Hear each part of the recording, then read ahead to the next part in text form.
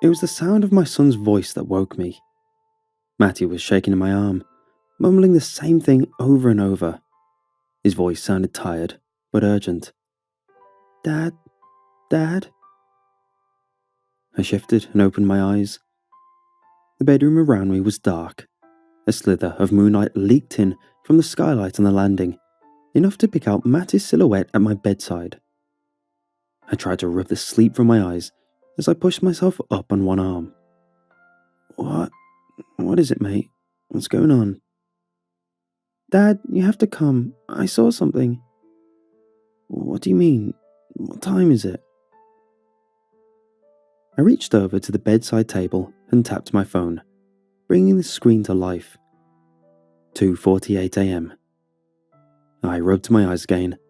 My head still felt jumbled from sleep, and the half memory of some dream I'd been having ran through my mind like fog. Something unpleasant. I tried to grab onto the memory but couldn't. Did you have a nightmare, buddy? What was it? No, yes, but it wasn't in the nightmare that I saw the thing, Dad. That was after I woke up. I woke up and I... Hang on, wait a minute. Matty's face was half hidden in the shadows. I reached out and held his arm lightly. Tell me what happened slowly, mate, and start from the beginning. What was this nightmare you had? If I'm honest, I only asked the question to try and calm Matty down, help him get his thoughts in order. I didn't really need to ask it though, because I already knew the answer. The poor kid's been having the same bad dream ever since me and his mum split up, ever since she moved out a couple of months back. Grace left me for some rich guy she works with, and she took our son with her. Stuck me with a dog and an empty house. I suppose I should count myself lucky I still have those. But if I'm honest, it's hard to see a silver lining at the moment. And it's especially hard when I see the toll the whole thing is taking on Matty. The kid started wetting the bed again. Hadn't done it in years, but now Grace says it's almost a nightly thing. He'll wake up in the early hours, sometimes screaming, and his sheets will be soaked through. Grace isn't exaggerating either. The poor kid's done the same thing almost every weekend he's been to visit me. Sodden pyjamas, cries in the night, bags under his eyes at breakfast. When I ask him about it, he always says the same thing too. That he's been having bad dreams, the same bad dreams. A nightmare where he's lying in his bed, trapped, and the devil is standing outside his room, tapping on the window, trying to get in. His mother and I broke up, and now the kid sees bloody Satan whenever he shuts his eyes. Like he's in hell. I'm no therapist, but I don't need a qualification to know how badly we've messed him up. To him, the world really is ending. All of these thoughts and memories whirled through my tired head as Matty stood over me, pyjamas still ruffled from sleep. You can probably guess what conclusion I came to. That when the kid said he'd seen something, it was all part of his nightmare. Bad dreams blurring into real life. But what he said a moment later made me pause. It's nothing to do with my nightmare, Dad. Matty shuffled on the spot, rubbing one arm. It was something I saw in the kitchen. I think someone might be down there. Somewhere on the ground floor of the house, as if to prove Matty's point, I heard a soft creaking sound. Matty stiffened, but I didn't pay it any attention. My house is like any other Victorian property. Now and again it creaks. Floorboards expanding, pipes in the wall, the neighbours. If you jumped at every little sound, you'd be constantly on edge. I was also busy running what Matty had just told me back through my head, trying to make sense of it. It was something I saw in the kitchen. It took me a moment, but then I got there. The pet camera. That had to be it. A month or so after Grace and I split, in an effort to cheer Matty up on one of his weekend visits, I bought a little camera for the kitchen, one you can link up to an app on your phone. The camera sits in a little tower on the floor, and the idea is you can tune into it and keep an eye on what your pet is up to. Our chocolate lab, Bella, is about the only thing that can still bring a smile to Matty's face these days. So I figured he'd like to be able to check up on her, watch her snuffling around my kitchen, even when he's at his mum's new place, speak to her through the mic. The little tower even stores dog treats inside, which you can fire out of a little launch by touching a button on your phone screen. Matty loves it. As I pushed myself into a sitting position, the conclusion I'd already come to was this. Matty had woken from his bad dream, and he'd struggled to get back to sleep. So to calm himself down, he'd opened the pet cam app on his phone. Maybe he decided to watch Bella for a little while. The camera has a night vision mode, so he'd still have been able to see her. Obviously, it hadn't worked though, and I thought I knew why. The night vision mode on that app is creepy. Everything looks odd. The picture is all grey and green, like in a horror film. No wonder it had made the kid even more spooked than he already was. Look, mate, I tried to speak slowly and make my voice as reassuring as possible. I'm sure it's probably nothing. I'm guessing you mean you saw something on Bella's pet cam, right? You saw something on your phone just now? Matty nodded his head. Right, okay. Well, trust me. I've looked at the app at night before too, and I'm not surprised it freaks you out. Everything looks all shadowy and green, right? Like some creepy Twilight world. And if you saw Bella down there, her eyes were probably shining in a weird way and... No! Matty's voice cut across mine. Bella was asleep, Dad. She was in a basket. My son glanced away from me, in the direction of the open bedroom door, out towards the moonlight landing beyond. When he next spoke, his voice was barely above a whisper. It wasn't Bella's eyes, and it wasn't the weird light.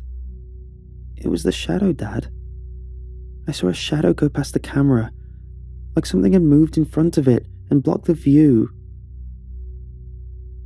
I opened my mouth to respond, but that was when the noise came. Not just a creak this time either. A sudden, sharp crash from the direction of the kitchen. The stairs creaked softly below my feet. I crept down them as slowly as I could, willing them to not make a sound. It didn't work. The wood's old and noisy. Even in bare feet, I couldn't keep my steps silent. I was wearing only my boxers at this point, but my hands were full. Before I'd left Matty in my bedroom, I'd made sure to pick up the baseball bat I kept propped in the corner, just in case. If Matty had seen someone down there, a burglar for instance, I didn't want to meet them empty-handed. But even with the crashing noise I'd heard a moment before, I still wasn't convinced. Was my heart rate a little higher up as I worked my way downstairs? Sure it was. Was my grip on the baseball bat a little sweaty despite the cold? Absolutely. But that was only the adrenaline working through me, a natural, albeit irrational response to creeping around the house in the middle of the night. If pushed at that point, I still would have told you that the noise was probably nothing. Bella knocking the chair over, most likely. And the shadow Matty had seen on the camera? Probably just the poor kid's overtired imagination. A hangover from the nightmare he'd had. The thing is, Matty's sensitive. I know he is. After he started wetting the bed, Grace took him to see the doctor, and we managed to get him referred to a counsellor, someone to help him work through our separation. Both Grace and I speak to her regularly now that Matty's having his sessions, and one of the first things she told me was how susceptible the kid is. I can still remember the exact words she used. Some children are far more emotionally vulnerable than others, Mr. Norton, far more at risk to big changes. Matty's mind is like a sponge. If he's happy, it can fill up with so much excitement he'll be fit to burst. But If he's unhappy, he'll feel it. He lets stuff in more easily than other children. He lets stuff in more easily than other children. That was the phrase that stuck out to me. I suppose being in tune with your emotions is a good thing, but when I heard the counsellor come out with that one, it didn't feel good. It filled me with worry and guilt. Shame too. I kept thinking about Matty's reoccurring nightmare, the devil waiting outside his window at night, trying to get in. He's let something in, all right. I remember thinking, after I'd met with the counsellor, the poor little bugger's in hell because of us. With these thoughts still running through my head, I reached the bottom of the staircase, paused, and strained my ears.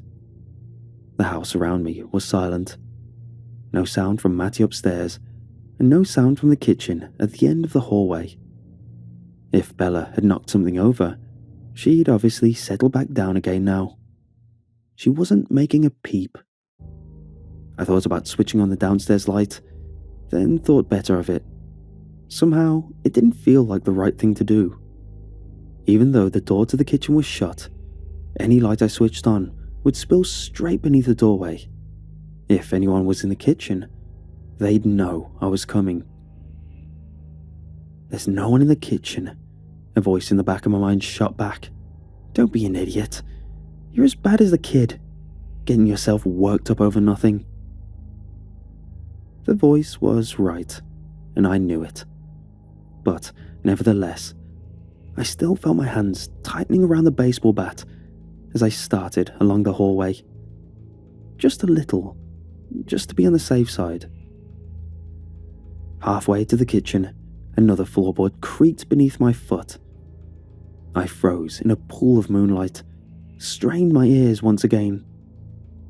The only sound I could hear was my own heartbeat. It sounded far too loud. Bang, bang, banging in my chest like a trapped animal. I rubbed my eyes and felt sweat on my fingertips, forced myself to take another step towards the closed kitchen door, and then another. It was almost within reach now, close enough to open. All I had to do was reach out a hand, turn the knob, and push. So why don't you then? Whispered the voice in my mind. Stop screwing around and get it done so you can go back to bed. Riding a wave of sudden frustration at myself, I stepped forwards and gripped the doorknob, twisted and shoved. The door creaked inwards and I felt myself tense, tightening my grip on the baseball bat. Something was wrong in the kitchen. I knew that straight away. Something was wrong. But at first, I didn't know what it was. I could hardly see a thing. Weak streetlight shone through the windows at the back of the house. It wasn't enough to push the darkness away. It was enough for me to make out shapes though. Objects hiding in the shadows. I could see the outline of the fridge on my left, humming away softly, and beyond it, the little dining table. On the floor by the table was a chair on its side, and a thought. That must be what the crashing sound was, flashed quickly across my mind. It must have been Bella after all, I told myself. She must have knocked over the chair and... Bella. The thought of my dog was what triggered the first realization. The first realization of what was wrong. Whenever I walk into the kitchen normally, Bella is there to greet me. She's always been there to greet me. Even if she's not ready and waiting on the other side, the first sound I hear when I open the door is her claws scrambling against the kitchen tiles. Only now, standing in the kitchen doorway, I couldn't hear anything. And a moment later, as my eyes adjusted to the kitchen's darkness, I saw why. Bella was sitting in the middle of the floor, perfectly still, facing away from me. Her eyes glinted in the darkness like glass beads, staring at something I couldn't see. Bella? What's up, girl? I took a step forwards into the kitchen and shivered. That was when I realized the other thing that was wrong. The room was cold. Not chilly like rooms at the back of the house often can be either. I mean, it was cold. It felt like I was stepping into a freezer. I felt a draft of icy air brush my right side, and when I turned in that direction, I saw what had caused the drop in temperature. The back door was standing open, wide open. The darkness beyond it stared at me like an eye. Over in the middle of the room, Bella began to growl, a deep, low rumble. I turned back to her, but as I was about to step further into the kitchen, a voice stopped me. "Don't, stay away." I let out a yelp and spun around. Matty stood in the moonlit hallway behind me, his pajamas hanging off him like a sheet. His eyes were wide with terror. As I stared at him, he lifted his arm and pointed a trembling finger in Bella's direction. "Don't touch her, Dad. Please. It's too late. He's already inside." I could feel fear filling me up then. Something close to dread. And because I didn't know what to do or say next, I did the thing that was most automatic to me. I flicked on the kitchen light. The room instantly filled with a yellow glow. It should have helped. It should have put a stop to the terror building in my chest. It should have ended the nonsense right then and there. When you're scared in the dark, turning on the light is supposed to make everything better. It's supposed to banish the fear, and the unknown, and the shadows. But this time, I didn't. "I told you, Dad." Matty's voice was a cracked whisper behind me. "I told you he wanted to get in." I didn't respond. I couldn't. In that moment, when the harsh overhead lights lit up in the kitchen, I could only focus on two things. The first was Bella's eyes. Those eyes stared blindly back at me, rolled so far up in the dog's head that I could only see the whites. That was bad. But it wasn't the worst thing. The worst thing was the kitchen floor. The marks I could see on it, running along the tiles. The tiny trail that led from the open back door to the spot in the middle of the room where Bella sat, unmoving. Not human footprints, but the damp, cloven treads of goat hooves.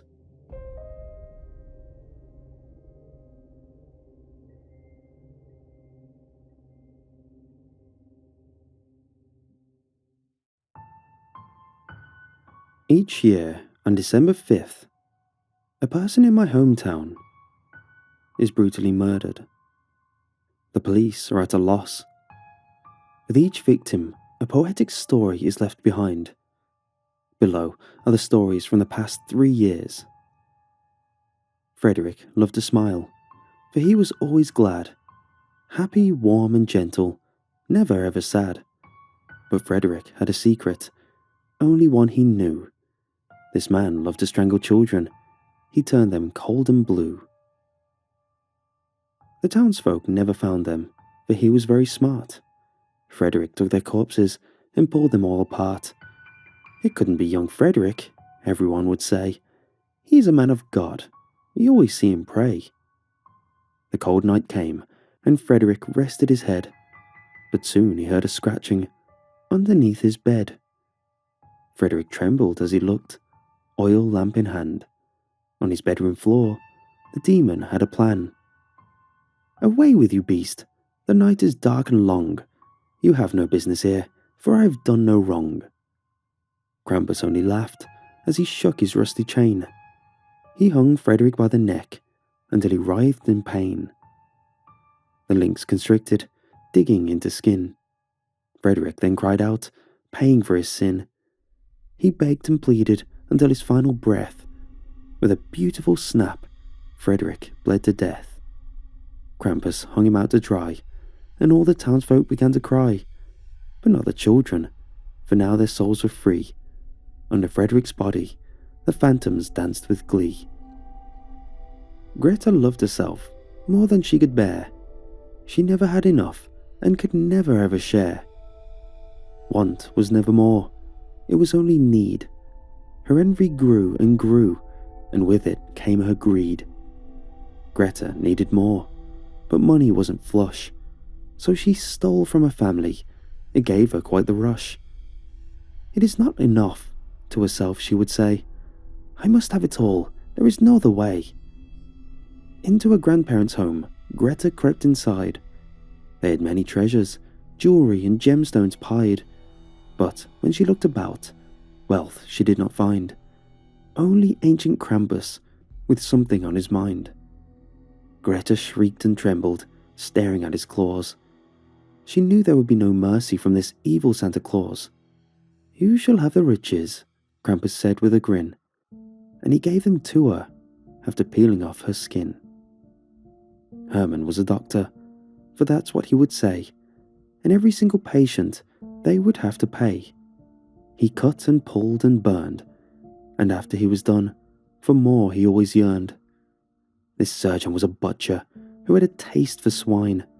With their bleeding flesh, he'd pair a fine red wine. The hunger took him, body, mind and soul, yet this evil, it never took its toll. Herman was alone, in his chair he sat. All this human meat had made him very fat. He drifted off to slumber and began to snore, until an angry Krampus bursted through the door. Herman could not move. He wet himself in fright. Krampus licked his lips and let out a squeal of delight. First he gouged his eyes, and Herman could not see. Then Krampus filleted his tongue. It was tender as could be. Christmas was joyous, full of love and cheer, but you must remember the one that we all fear. So be kind to one another, show love and heed this text, or Krampus will find you, and you will certainly be next. The police are seeking any information that may help bring the killer to justice. As of this morning, 3 more bodies have been found in a neighbouring village.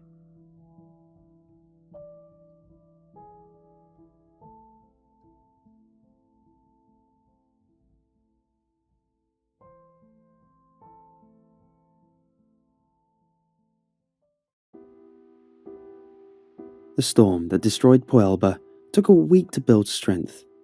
The meteorologist balked a bit about its severity. Some models said the front would hit, some said it would miss. The governor hesitated for days on a state of emergency over budgetary concerns, but by then, it was too late. Humanitarian aid workers arrived the morning of the updated arrival time. They were unprepared, undermanned, and out of time.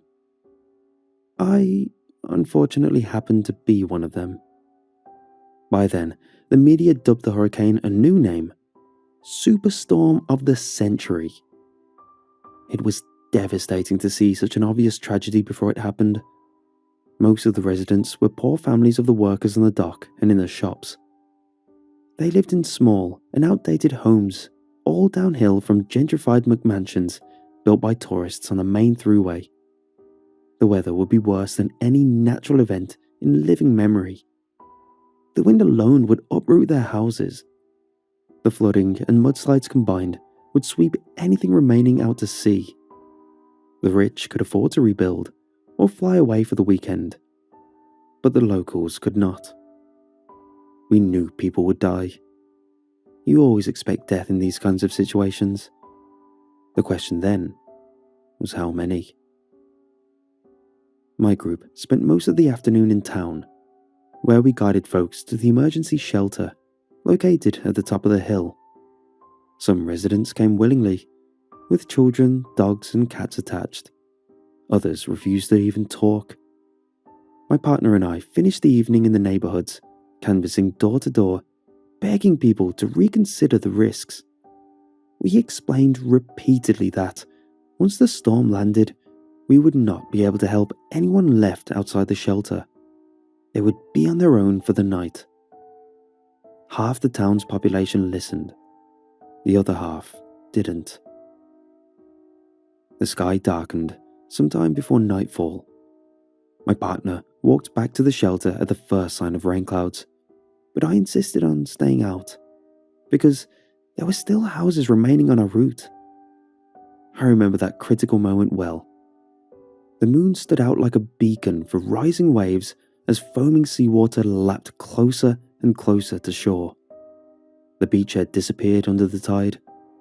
A few meandering shapes, I thought children, raced each other up and down the last traces of sand as a hint of drizzle kicked in under the wind. We didn't have much time. I walked up a cracked concrete path.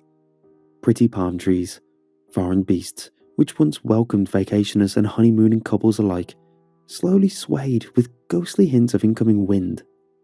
The path led to a small home with a red door, held together by not much more than a few rusted nails and sheer willpower. I knocked a couple times. My spiel would probably not make much sense without someone to translate what I wanted to say, but I had a flyer, and at that moment, simply pointing to the rain clouds should have been enough for most people. Nobody answered, so I knocked again. The wind grew strong enough to push through the rotted cracks in the wood paneling. The red door blew open slightly and closed unsteadily again before collapsing in rickety hinges. I attempted to pipe down and listen for footsteps. I thought I heard someone inside, yelling or talking or trying to communicate. I thought they could be in trouble. The wind howled in my ear. I couldn't hear them for sure, so I stepped forward into the dark home and called out, "Hello?" And that was the worst mistake I could have made. The paper-thin flooring held for a moment. Then the rotted vinyl cracked and gave way. I tried to run. I tried to jump to safe ground, but quick movement only made me slip quicker. I fell 15 feet until my head smacked into a drainage pipe. I don't remember the next few minutes. I woke up to two very certain facts. The first was that the strength of the superstorm arrived in full force outside. The second was that every bone in my body must be broken. I was lying face up on the floor. I tried to move my legs, to no avail. I tried to get up, but my hips gave way. The pain came in waves of white-hot forks that poked barbs up and down my spinal cord. Out-of-place tendons and muscles grinded across one another. Muscles choked and spasmed, like a first-time drinker's gag reflex. I saw stars that had nothing to do with the night sky. I screamed until my lungs heaved, but no one answered. The storm reached a fever pitch somewhere outside my newfound coffin. Thunder broke and howled rhythmically alongside torrents of rain. The smell of fire irradiated somewhere in the distance. Panic crept in alongside my injuries. I was alone, and it was dark. I needed to better understand my surroundings. I felt along the ground beneath my feet like a blind man in the night. Dirt and grime suckled beneath my hands. Cracks in the concrete shifted to form neat little lines.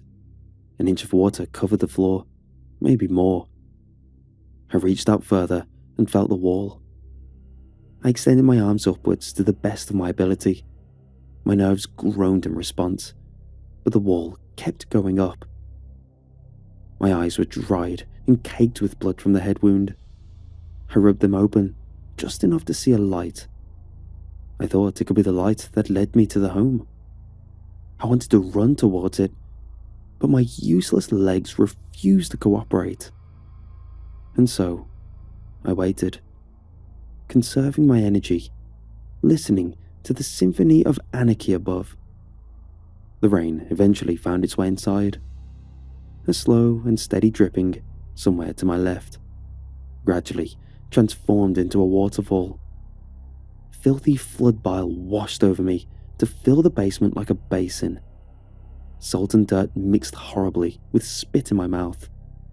I choked and caught my breath. I gargled mess before pushing my broken body to a dry spot. And then I listened, because soon after, my surroundings erupted with a fresh, new horror. The chirping came first. Thousands of little feet scurried over my body. Tiny hairless bodies brushed over my lips. Thin tails tickled my nose. I wanted to open my mouth to scream, but feared swallowing one whole because there were just so many. Each rat felt bigger than the last. Some stopped to bite. Some stopped to sniff. Most kept running away from the waterfall of rain seeping in from somewhere near the front porch. I waited like a perfect scarecrow. Vomit and bile caught in my throat. The encounter must have lasted moments, but it felt like hours. After an unknowable period of time, the rodents were gone. I waited still. I soon came to the realization that if the furry little creatures were to find high ground, I could too. I dragged myself slowly in their direction, across the filthy floor. The pain fired up like a morning alarm. The sheer power of it seemed unbearable. With each realignment of vertebrae, my spinal cord cracked and groaned in protest, and a fresh wave of agony crept over my feet to my neck. I thought I would pass out again. I thought I would die before getting anywhere. But I hung tough, because I could see the light now. The luminescence shone like a flare into the basement's dilapidated shadows. I continued my desperate crab crawl towards it. I had to get there. I had to reach it. Soon enough, I could see that the light came from a window set against the wall. Visions of my saviour came through like a mirage. I figured my partner came back to look for me. I figured another aid worker stayed out late. Maybe the roads were not completely flooded yet. Maybe I misjudged the time. I knew I'd been out for a while, but it couldn't be that late, I thought. Could it? Maybe our chief decided to keep somebody on duty outside. Maybe he checked the houses with a flashlight. The window grew closer still.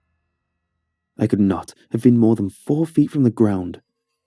I pulled myself up perilously to look out. Agony took hold of my back like a vice grip, but I didn't care, because salvation was on the way. Someone had to be there. Someone had to be close.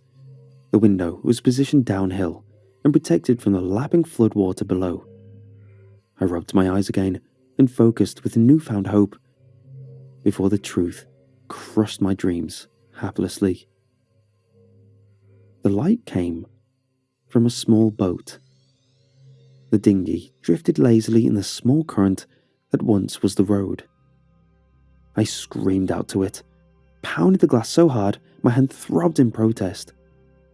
But nobody responded. Nobody even looked to be controlling it. The ship bumped and scraped lazily in the current. It drifted further downstream. The light bobbed further into the distance, taunting me through the cracks and barriers, and then it was gone. I was alone again. I hit the glass window until I couldn't hit it anymore. I screamed until I couldn't scream anymore. I wanted, more than anything, to get up and lift myself out of that basement. I wanted to break through that damn window. I kept envisioning myself, like the earlier mirage, running from the house and all the way back to the shelter. I pictured the disappointed but relieved faces of my co-workers. I imagined the shocked conversation with my mother. I could picture myself there, but couldn't make it happen. My useless and broken body just wouldn't cooperate. I was stuck.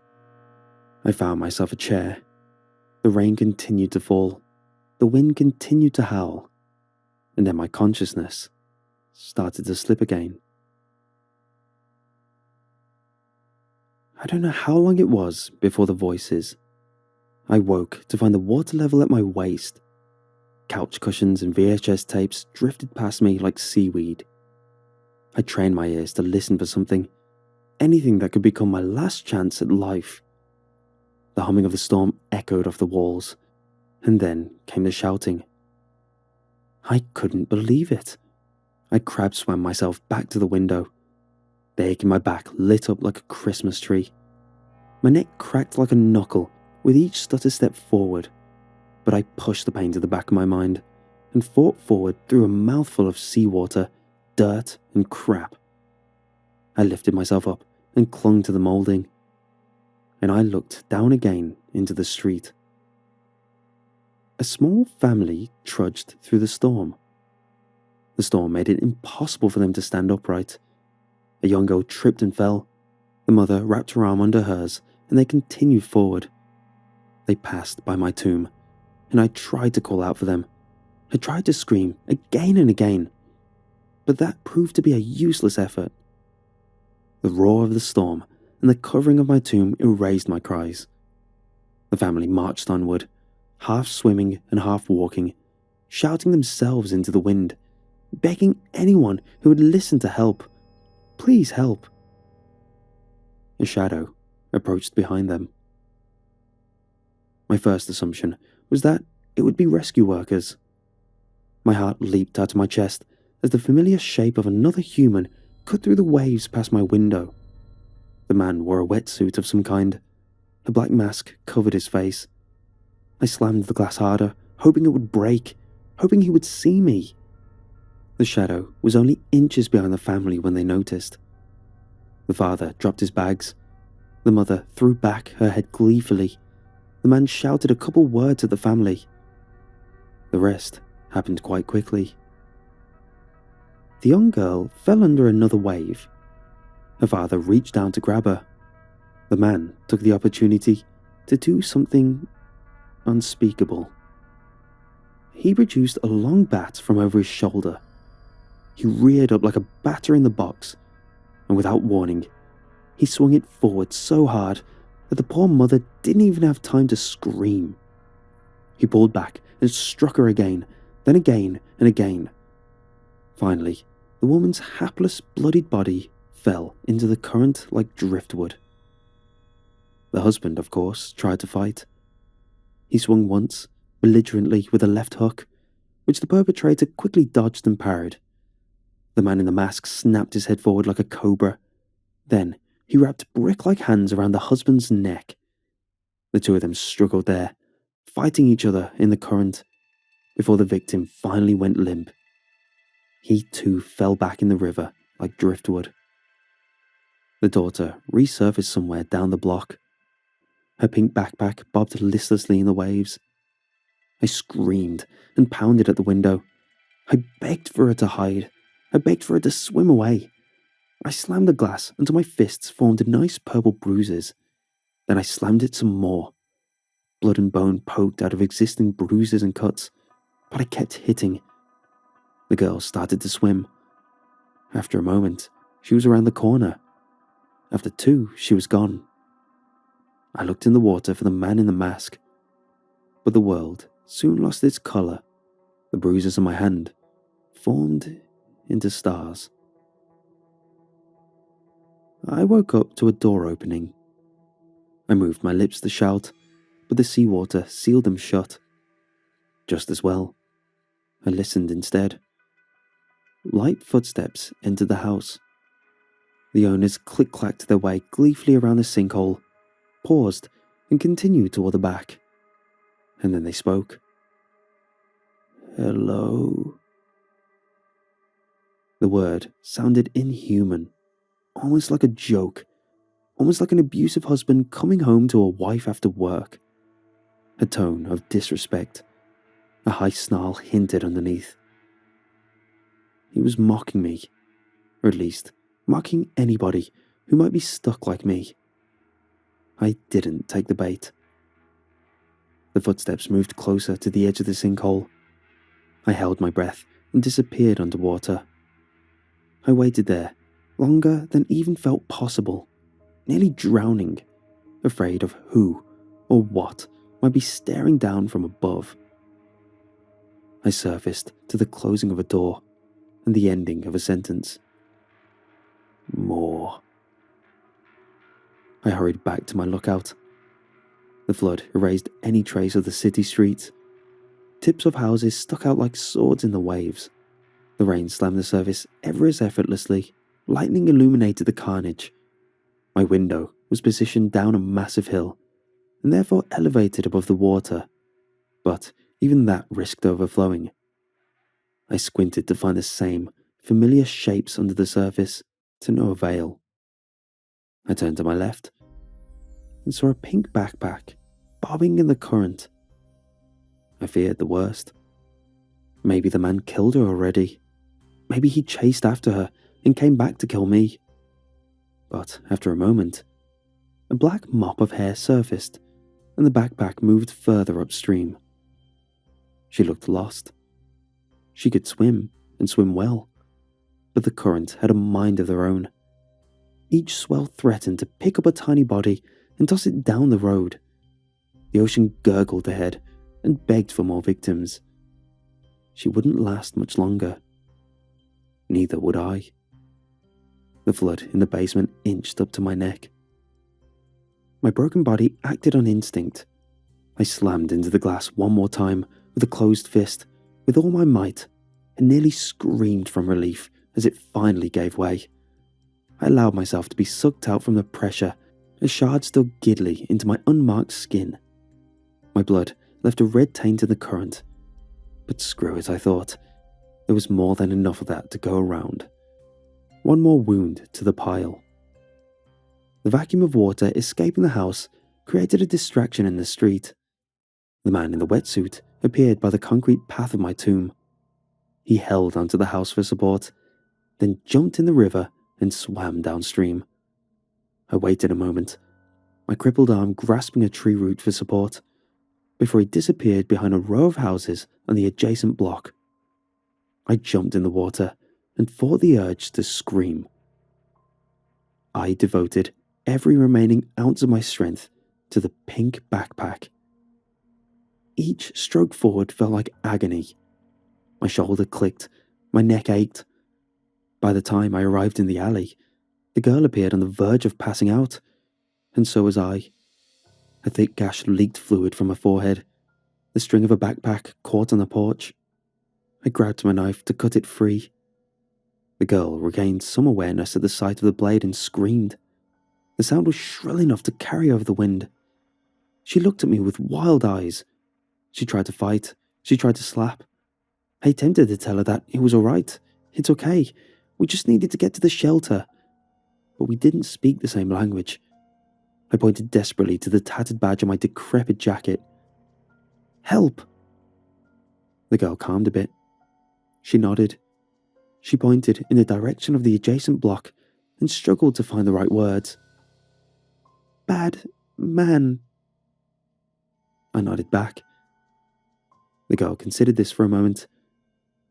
She could not have been older than 10. Dark black hair mixed in with blood to muddle otherwise ordinary features. She looked scared but confident, angry but determined. Wordlessly, she allowed herself to drift back into the current, then grabbed my hand. We floated down the route that did not look familiar based on my limited understanding of the town. We cut down one side street, then another and another, all while I kept my eyes peeled, looking towards the shadows and alleyways, expecting to see the man swimming towards us with a weapon at the ready. But we never did. The girl finally took me up the hill to the shelter. We could walk or crawl at this point, and we did so desperately. I reached up at the metal door and pounded on the cool steel desperately, begging one last time for someone to please help. A scuffle of voices argued on the other side. The girl squeezed my hand again. She pointed down the hill at the underwater ruins of her home. She beckoned for me to look. Stuck, she said, and I nodded. Then the lights went out, one last time. 450 souls perished the night the superstorm slammed into Puebla. The search and rescue recovered 127 bodies. The rest are officially missing at sea. The unknown murderer of Maya's parents may rest with them, for all the Claps Police Department could care. The city lay in ruins. Suffering gripped every living soul on the night of the storm. Everyone had their stories. There is a legend about hurricanes in the island. Some say they are brought on by God. Some say they are made by the devil. Regardless of the answer, and regardless of our own little plans, human beings will forever be trapped in the center of an unwinnable war. Some are bound to get stuck.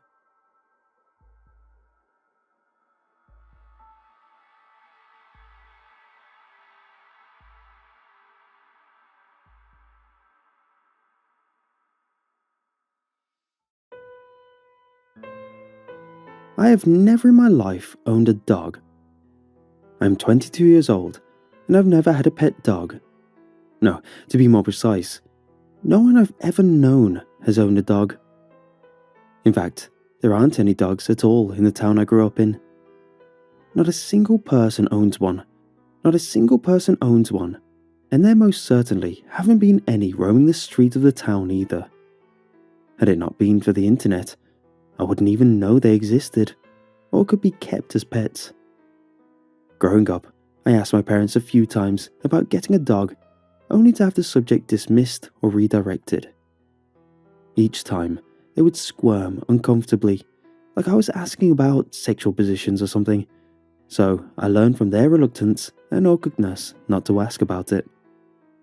At school, I had asked my friends, and they had told me their parents reacted in much the same way. Though one of them, we'll call him Jimmy, claimed to have owned a dog once for a day or so before his parents found out. He had secretly brought it from an online seller. It was a yellow one with doughy brown eyes and droopy ears. But when his parents found out, they panicked. They shoved the poor thing out of the house with a broom like it was diseased before taking it away and returning without it.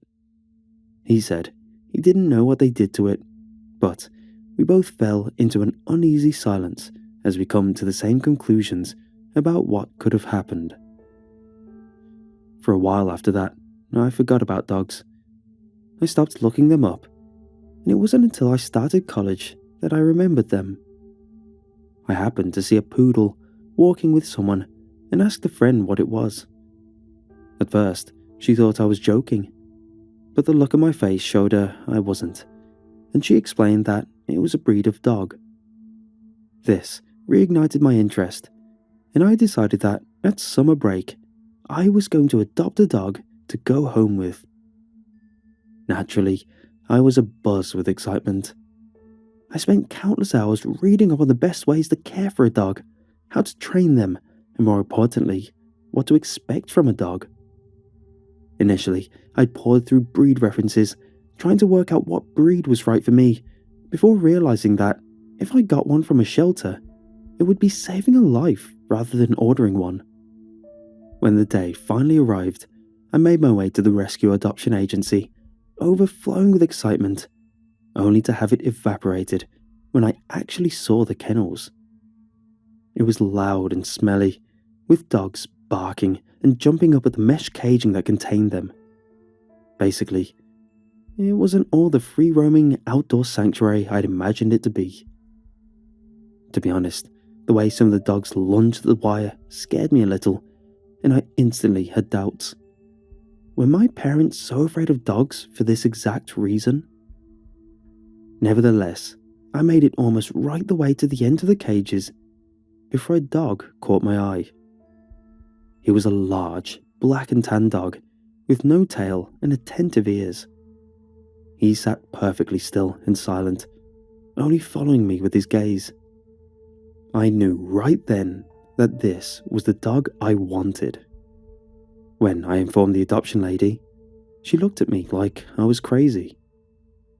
Apparently the dog was an ex-guard dog that had been adopted out twice before and returned for aggressive behaviour.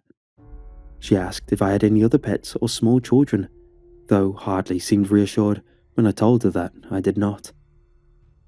By now, I was a little mad at her, trying to convince me out of the dog I'd chosen, and that only made me dig my heels in more.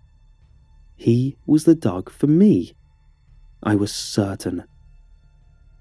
When we got home, I named him Jasper, and we bonded instantly. He was already trained and had no trouble following command. For me, he never showed any aggression. If we went out walking and a stranger stopped by to talk to me, he would sit dutifully between myself and the other person. At home, he was perfectly mannered, only barked maybe once at someone passing by the house, and then never again. Jasper was wonderful, and I felt confident that meeting him would ease my parents' fears. He looked a little intimidating, sure, but he was really a big marshmallow, so when it was time for me to head home for the summer, I had no hesitation at all in taking him with me. However, when I arrived at the front door with Jasper by my side, I think my parents considered disowning me. My mother went pale and only just got close enough to give me a light hug before heading inside. Meanwhile, my father stood tight-lipped at the door, folding his arms in disapproval and stating firmly that Jasper was not to come into the house. Dinner was tense. We sat inside eating home-cooked roast, while Jasper sat outside at the glass door, waiting patiently until my father pulled the curtains shut to avoid seeing him sitting there. "Did you have to? He was just waiting nicely," I complained lightly to mask my feelings of hurt. "You shouldn't have brought that here," my father replied bluntly, as he took an aggressive bite of his food, indicating that that was the end of the conversation. It was infuriating that no one would tell me why I apparently couldn't have a dog in the town.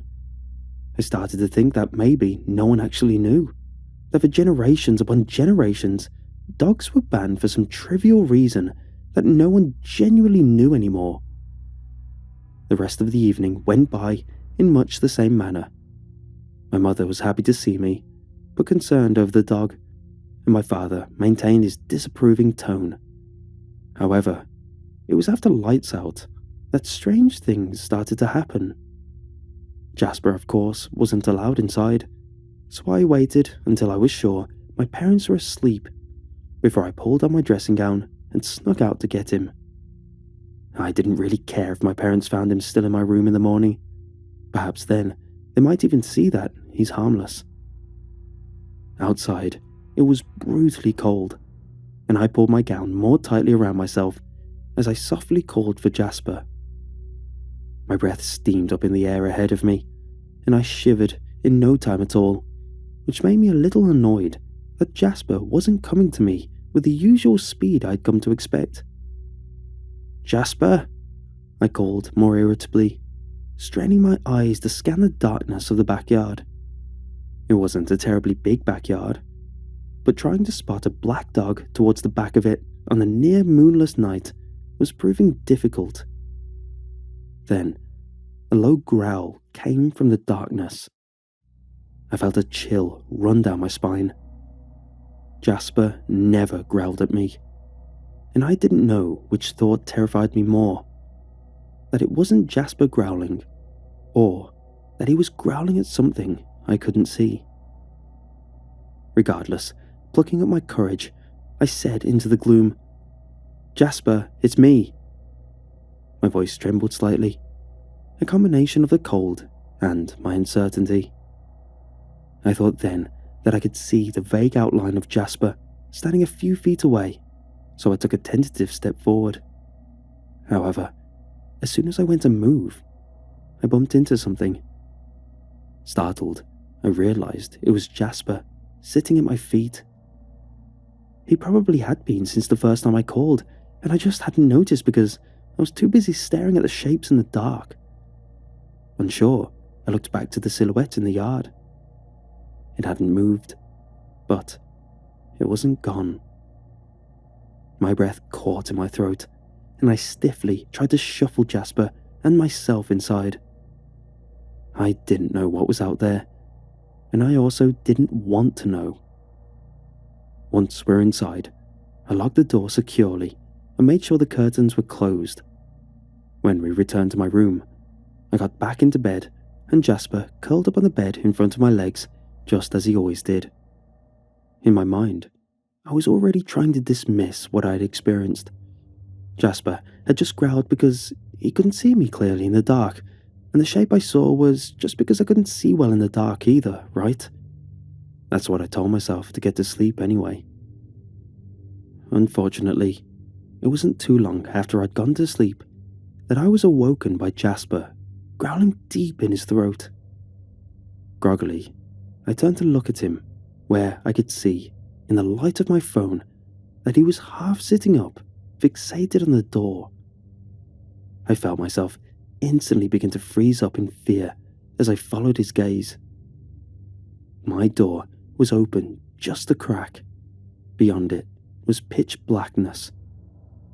If there was anything there, I couldn't see it. But the hackles raising on Jasper and the dread building in my gut told me there was definitely something there. I had no idea what to do. I wanted to call for help, but couldn't take in a breath to form the words. It was a little ironic that in any other circumstance, I would criticize someone for doing exactly what I was doing in doing nothing at all. But in the moment, it's completely different, and I ended up merely slowly pulling the bedsheets over my head like a damn 5-year-old. Let me tell you, it did not help. Not being able to see what was potentially coming to get me, knowing full well that it could, without a doubt, see my not-so-subtle lump under the sheets, provided no comfort at all. From my hiding position, I heard the door to my room creak open quietly, and then Jasper going nuts, barking, snapping and growling. I felt him launch off my bed and heard his nails scraping on the hardwood floor as he took off in pursuit of whatever had just entered the room. With all the commotion, my parents woke up and the overhead lights in my room flicked on, bathing me in warm, safe light, which encouraged me to come out of hiding. I sat up to see my parents standing in the doorway of my room. My dad had his shotgun at the ready, with a grim expression, while my mother clung to his arm in a nightdress, looking terrified. Jasper was nowhere to be seen. After explaining what happened and travelling downstairs to see the back door open and a cold breeze blowing, ruffling the curtain, I finally got the courage to ask what on earth was happening. This is when my father told me simply, "Dogs attract it." I don't know how long it's been now. I barely know what time it is. So much has happened, and I'm starting to wonder if I'm entirely sane. I'll try to explain everything as best as I can in order. So, starting from when my dog, Jasper, vanished from my parents' house. My parents implied that something had come and taken my dog. There was a considerable amount of yelling after that. They wouldn't tell me what exactly had supposedly taken him, only blamed me for bringing Jasper to the house and in doing so, attracting it. They were mad I had put them in danger. Meanwhile, I was mad that they hadn't even been honest with me and still weren't being entirely forthcoming about what they thought was happening. I left the house in a huff, slamming the door behind me and storming off into the night with my nightgown wrapped tight around me and my phone as a flashlight. Hours must have passed as I walked the silent streets. One thing about my hometown is that at night, it's dead silent. No crickets, no rustling of night animals. In other towns, you might see a stray cat or dog rummaging through the trash. Not this town. The only sounds were the soft scraping of my slippers on the concrete and the electric hum of the orange streetlights. Occasionally, I would softly call for Jasper and listen for the sound of padded paws coming towards me, but there never was. It was all I could do not to spook myself as I walked, though I stayed out there until the sun began to rise, clean and crisp, over the sleeping households of the neighborhood, and just in time for my phone battery to die. I'm sure I must have looked crazed, wandering about as I was in my PJs, my hair a bird's nest of mess on my head, and scraped up slippers from the distance travelled. When I made it home, my parents were making breakfast. To my surprise, they greeted me pleasantly, acting as if nothing had broken into our house and my dog wasn't missing, as if we hadn't argued and I hadn't just spent hours searching alone for him. In fact, when I tried to mention anything about it, they denied any knowledge of it, even going as far as to tell me I hadn't brought a dog home, that they had never seen or heard of Jasper. A new sort of anger boiled in me then. Their way of dealing with this was to just pretend nothing at all happened, deny even ever knowing about Jasper. I couldn't believe it, but in my exhausted state, I just muttered a moody whatever and left it be.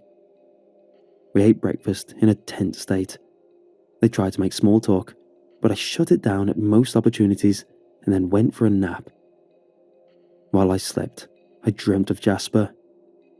In my dream, I saw him running through the trees deep in the woods and then being dragged down a large hole into the earth, never to be seen again. This disturbed my sleep. When I sat up, I was a little disoriented to see that it was dark in my room. I had somehow slept the entire day into the night. Worse than that, in my confusion, I noticed the shape in the corner of my room. At first, I thought it was Jasper. In my half-wakeful state, the logic hadn't caught up to me that there wasn't any way he could have possibly gotten back into the house, let alone up the stairs, and through the door to my room. Still, the figure sat there. It was about the right size and facing my direction so that I could see its eyes reflecting back at me through the dimness. I called Jasper's name softly, but it didn't move. The hair on the back of my arms started to stand on end as fear crept into my mind. If that wasn't my dog, what was it? It was definitely an animal, in the right general shape. Or was it? The longer we stared at each other, the more I realized that although it seemed to have the high-set eyes and round face shape of a dog, its silhouette was lumpy. There were too many limbs, its body too wide. Slowly, I began to reach for my bedside light, keeping my eyes locked on the creature. I heard the wet slop of its mouth opening, and saw the pale mass of teeth as my fingers touched the cool metal of the lamp. It took a painfully long moment to actually find the switch as I fumbled with it. Panic was setting in, causing my heart to beat so fast that I could hear the blood rushing in my ears, and that only made me more desperate for light. However, as I finally flicked the light on, the thing in my room launched at me. I screamed and did the only possible logical thing I could think of. Pulled the blankets up over myself to stop it from getting me. I could feel its heavy weight on me as it grabbed at the blankets, trying to rip them off me. I thrashed wildly and fought back as hard as I could until I realized I could hear my mother's voice. Wake up, it's me, stop," she said firmly, and I realized with confusion that I was still dreaming. Gradually, I calmed and pushed back the sheet to see that it was broad daylight and my mother was sitting at the end of my bed with a nervous expression. "What day is it?" I blurted out, to which she answered, "You've only been asleep an hour. We know you went on a little walk last night, but your father and I didn't want you to waste the day," she explained sheepishly. All at once, my uncertainty evaporated, replaced instead by renewed annoyance. I was way too exhausted for this. "You're right. I have to find Jasper," I told her as I started to sit up. "Oh, right. Well," she said awkwardly, patting herself off. "The Garnets will be stopping over today for lunch. Best we be presentable and not mention such radical topics, she warned, none too subtly. My mother always did have a way of dancing around her words while making the intent clear.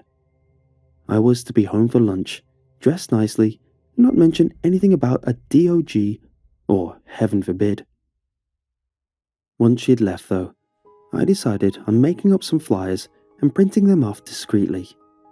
I figured that surely, in a town with no dogs, that someone would notice if they saw him. The good thing about living in such a small country town was always that most places are within walking distance. The downside, of course, is that everyone hears about everything. As I made my way through the town, putting up my flyers, I noticed that they were being taken down. In some cases, almost as soon as I'd put them up, they'd be torn down. People in the streets glanced at me as I passed, giving me an unwelcoming side-eye and whispering amongst themselves. It was uncomfortable to say the least, though it wouldn't dampen my determination or my anger. I felt that if my parents had just told me beforehand that Jasper would be in danger if I brought him here, rather than keeping secrets, none of this would be happening. Of course, though, I was also mad at myself. I had wanted to show my family that dogs weren't bad, that they didn't need to be scared of them, and that they were loving, wonderful creatures. However, in doing so, I'd put Jasper in a peril that I didn't understand, let alone know existed. It was selfish of me, and I couldn't forgive myself. But I was absolutely not going to give up on finding Jasper. I continued on my task until I ran out of flyers and found myself to be wandering about without any real direction, just calling for my dog. It was only when I reached the edge of town and the beginning of the state forest that I stopped. Above me, the sun was starting to get high as midday approached, and in doing so, turning the day from pleasant to uncomfortably warm. So, I decided to take a break in the shade of the trees. Initially, of course, I'd only intended on walking until I found a nice log to sit down on, but I soon found myself walking deeper and deeper into the forest. The foliage was providing enough relief that despite there being beads of sweat on my brow, the air was cool on my skin, and this encouraged me onward. It's easy to get lost in a forest. You lose yourself in the crunching of leaves, the songs of birds, and the chirping of insects, so that before you even realize you don't know where you are, it's already too late. This is exactly what happened to me. Between one moment and the next, I became disorientated, so gradually that it seemed like no time passed at all. I knew I'd missed lunch, as I could tell it was now getting late into the afternoon, and it was as the sun hung heavy overhead that I spotted something unusual a little ways off. It was a tangled cluster of branches in a circular formation around the entrance of a hole in the earth. It looked like a combination of a bird's nest and a burrowing animal's tunnel. As I approached, I felt a sense of foreboding. I knew this place. It was the same place as it was in my dream. Was Jasper really down there? I approached it with caution, though even in broad daylight, there was something deeply unsettling about it. The way the branches were so purposefully twisted seemed wrong somehow, while the flattened grass and fresh soil around the entryway indicated recent activity. All of this, combined with the now silence surrounding me, put me on edge. I was caught in that moment of disbelief and mild panic, just waiting for relief to wash over me, as if I would somehow suddenly make sense of it, or see it for the harmless home of a rabbit or similar creature. But as I stared at it, trying to make it make sense, trying to find a rational explanation, I realized there was none, and no relief came. Instead, I felt bile rising my throat as I noticed distinctly black dog hairs caught on the surrounding branches. Jasper was definitely in there, and I felt a wave of guilt wash over me. I didn't want to go in there after him. I really didn't. I stared down the tunnel for a long time as I argued between my sense of personal safety and loyalty to my dog. In those moments of decision, seconds passed as if they were years. Then, I heard it. The faintest of pained whimpers from within the abyss before me, and my mind was made up. Taking out my phone, I turned on the flashlight, then crawled into the tunnel awkwardly, holding the phone in one hand so that I was more army crawling with my elbows. The ground inside the lair was laid with sticks and twigs, just as the outside had been, but they had a damper quality to them, making them softer to wriggle over, and the air mildly humid. However, it was the smell of the place that most sticks with me now. There was the scent of decaying vegetation, which was unpleasant but bearable. And then there was the more putrid smell of decaying flesh. I noticed small bones reflected back starkly in the light of my torch. They must have been old, though they all looked like animal bones. I couldn't say what kind of animal they had once belonged to. That is, until I turned a bend in the tunnel and came face to face with a neatly assembled pyramid of dog skulls. It wasn't a huge pyramid, but it was clear that many dogs had fallen victim to whatever this thing is. That thought alone was enough to make me sick, though what I saw next will scar me for the rest of my life. I had by this time travelled a good distance into the den. I tried to keep a relatively straight path, bypassing side tunnels in the labyrinth of openings so that I wouldn't get lost while still following the whimpering as my guiding force. After crawling for what felt like forever, it began to open out into a cavern, and I found myself looking down into a pit of animal remains. Some half-eaten, while others were bleached with age. Surrounding them was a stringy black substance with what looked to me to be eggshells. As I peered over the edge cautiously, I realized it wasn't a long drop down, and I was confident that if I went down there, I'd still be able to get back up. So I began to make my way down slowly. Upon stepping down into what I assumed was a solid ground, I realized that the black ick I had seen from above and thought to be some kind of awful mold growing amongst everything was in fact more like that of a giant spider's web. It had a sticky quality, and stepping on it seemed airy in that you didn't want to sink in too far, but also never hit a solid foundation, and instead sent ripples across it with each step as if it was suspended above water. This made walking difficult, and I'd stumbled several times, nearly dropping my phone in the process, before I finally was able to locate the source of the whimpering.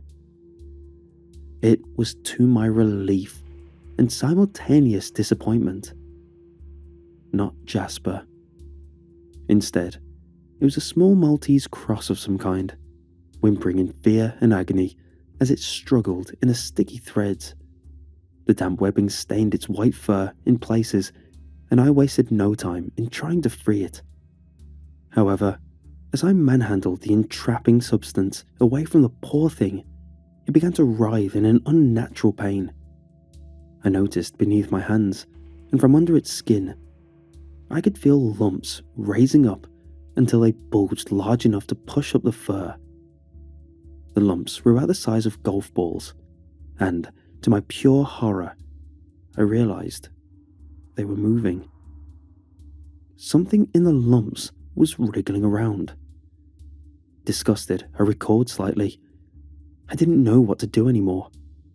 That's when one of the bulges popped, spraying a mixture of clear fluid and blood over the surrounding immediate area, including myself, and causing the dog to give a high-pitched yelp of pain. As the dog frantically struggled in vain to escape its pain, I saw that something was emerging from the fleshy crater. It was small and grotesque looking, covered in fluid afterbirth, It had 6 limbs, 2 sets of which were in a normal position for a quadruped, while the third set were perched higher up on the creature's rump. Its head was rounded with a short snout that opened straight into a mouth, as if it had a hair lip, and it didn't seem to have a nose. I froze in terror as the thing seemed to look around. Its eyes were small and forward set, but still closed. Somehow, I still feared it would see me, but a second one, popping out to the panic-stricken dog, caused the first one to shriek. It was a high-pitched cry of displeasure, as if its sibling was competition to it, and it turned and began to feed on the dog, ripping mercilessly. At hearing the first one begin to eat the second creature, also began to feast, as more of the lumps burst open to reveal more of these things. It was a bloody mess of screaming creatures and helpless wailing from the dog. With no way to help, I turned to flee, stumbling clumsily as I scrambled to get away.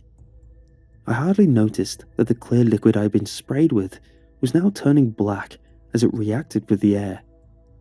When I did notice, a few new surges of bile threatened to come up my throat.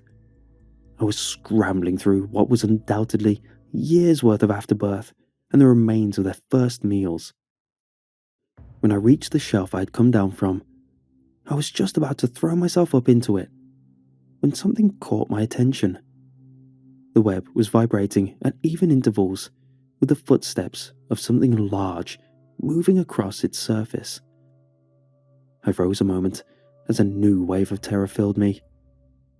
It was approaching from somewhere in the darkness, just past the reach of my phone's light. I could hear its skittery, wet, unnatural gait so clearly I could almost see it with my ears. Then I booked it. Somehow, my body had decided for me that I was going to run.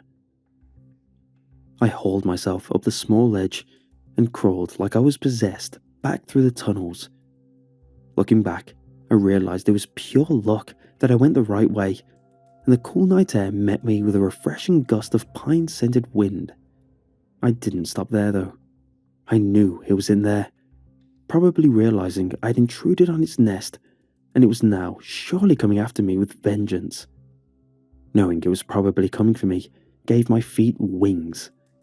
I ran as hard as I could, as far as I could, until taking in breath burned my lungs and my legs felt like jello. In the distance, though, the trees I could see, flashing red and blue, accompanied by smaller white lights of torches scanning the forest. I made that my target to reach, and as I ran, I realized they were calling my name. They were searching for me. Somehow, in understanding that help was close at hand, my body gave out on me, and I fell into a crumpled mess, hoarsely calling to them that I was there. The following moments were agonizing as I waited for them to find me. Each time I called out, my voice was getting weaker, and the idea that they might not find me, that they could instead give up and go home, leaving me there, was worse than when you're a kid and your parents threaten to leave you at the store. What happened next, I'm not entirely sure of. I remember delusionally hearing I could hear a dog barking, then seeing a bright light flashing in my face and feeling something furry brush up against me. Then I woke up in hospital the following day. I was later told that when I missed lunch, my parents were mad, but when I didn't come home by nightfall, they were panicked and called in the police to help them search. Apparently, they had just a bad feeling, and being friends with the sheriff for so many years had its benefits. However, they wouldn't have found me if it weren't for one thing. A dog. Specifically, my dog. As they were looking for me, they'd found Jasper in the woods instead, and he had kicked up such a stink by running off barking and then returning to repeat the process that someone had finally followed him to me. He was mostly okay, which I'm still thankful for. A couple scrapes, but nothing too serious. I myself was dehydrated and scratched up from running headlong into the brush, though overall I'm okay too. I'm getting this all down from the hospital bed as I'm waiting to be discharged, Jasper is by my side. Apparently, everyone is still afraid of him, so no one would come near him to remove him from the room. Tomorrow, I'll demand that my parents tell me everything they know about the things in the forest. For right now, though, there's just one thing now that bothers me. When I reached over to pat him a moment ago, my hand came back wet with just the faintest amount of unsettlingly familiar black fluid. In the days after I got Jasper back, things were simultaneously remarkably normal and unsettlingly abnormal. Of course, one of the first things I did was to take Jasper to a vet. The idea that he could grow exploding pustules that gave birth to horrific little beasts plagued my every waking moment. Thankfully, however, his vet scan was clean. In fact, the vet even remarked on how healthy he was. The relief from that comment was unbelievable. When I brought him home, my mother was horrified. Clasping her hands over her mouth to hide a gasp of surprise poorly as she scuttled away to get my father like a bad actress from a vintage movie. When my father arrived, his jaw was set firm, but all he asked was, "Is it clean?" To which I assured him that nothing was growing under Jasper's skin. With that, I was surprised to remark that they actually allowed us to stay. They even insisted that Jasper remain inside now. I believe they did this because they realized that their only option at this point were to kick me out of the house or help me protect my dog. I guess that just goes to show that, despite their flaws, my parents do care for me and are willing to help as best as they can, even in the worst of circumstances. With this in mind, I decided to confront my parents about what they know, since it was obvious they had more information than they'd been letting on. When we sat down for dinner that night, I made my move, waiting until the opportune moment before asking, "So, what do you know about the thing in the woods? I've seen its nest, so I don't think there's any point in dishonesty going forward." I tried to keep my tone unaccusatory and formal. In response, my mother reached for a wine glass, while my father choked down his mouthful of food as dignified as he could. "You know, as parents, we only did our best to protect you from this, to keep you from growing up in fear like we did," my father began evenly. "You don't have to know. You can leave with Jasper and not know." "I understand, but I still want to know," I responded, meeting my father's gaze calmly, though it was kind of a death glare that willed one to back down. "All right," he agreed as my mother nervously glanced from him to me and back again. "No one knows where it came from. The oldest town ledgers suggest it dug its way up from the depths of the earth, but that's only speculation. Truthfully, we don't know as much about what it is as we would like to. We believe it's a megalomorph and call it a Nancy," he explained as I listened solemnly. "What we do know about it is that it feeds on dogs to begin with, lays its younger under their skin. The young hatch, eat their first meal, and then they come for larger prey. An infestation starts. At first, it's only 1 or 2 children, then it's 1 or 2 adults. It feeds, reproduces, and spreads." "Are you saying there's been outbreaks before?" I queried. "Yeah, every so often someone is dumb enough to bring a dog into town, despite the warnings of others, and we end up with an outbreak," he said pointedly. "Well, what happened last time there was an outbreak?" I asked, ignoring the obvious shot fired. "Last time, 54 people died before the winter set in. Then they just stopped coming. We found their bodies thawing in the spring and burned them." "Why didn't everyone just leave town?" "They tried, but the damn things followed the town, and ultimately, people couldn't afford to move the second time. Instead, a council was set up to monitor the situation, and we adopted the rule of no dogs." As he finished explaining, I found myself at a loss for what to say. It seemed stupid that people wouldn't just leave. But at the same time, he was right. Not everyone can afford to move their lives because of some oversized insect things. We finished dinner in an uncomfortable silence from then on, before going to bed. That night, I kept Jasper close and lay awake most of it. We had boarded up the windows and doors before it got dark, though I could have sworn I heard the sounds of skittering limbs trying to get inside on more than one occasion. When morning finally came, we were greeted with the news that most of our neighbour's family had gone missing. Now, I say most because the children and mother were missing entirely, but the father of the household was found, torn to pieces in the living room with only some pieces of him missing. No one said exactly what they truly thought had happened. They all mumbled half-heartedly about a home invasion, while pretending they didn't see the sticky black substance on the body.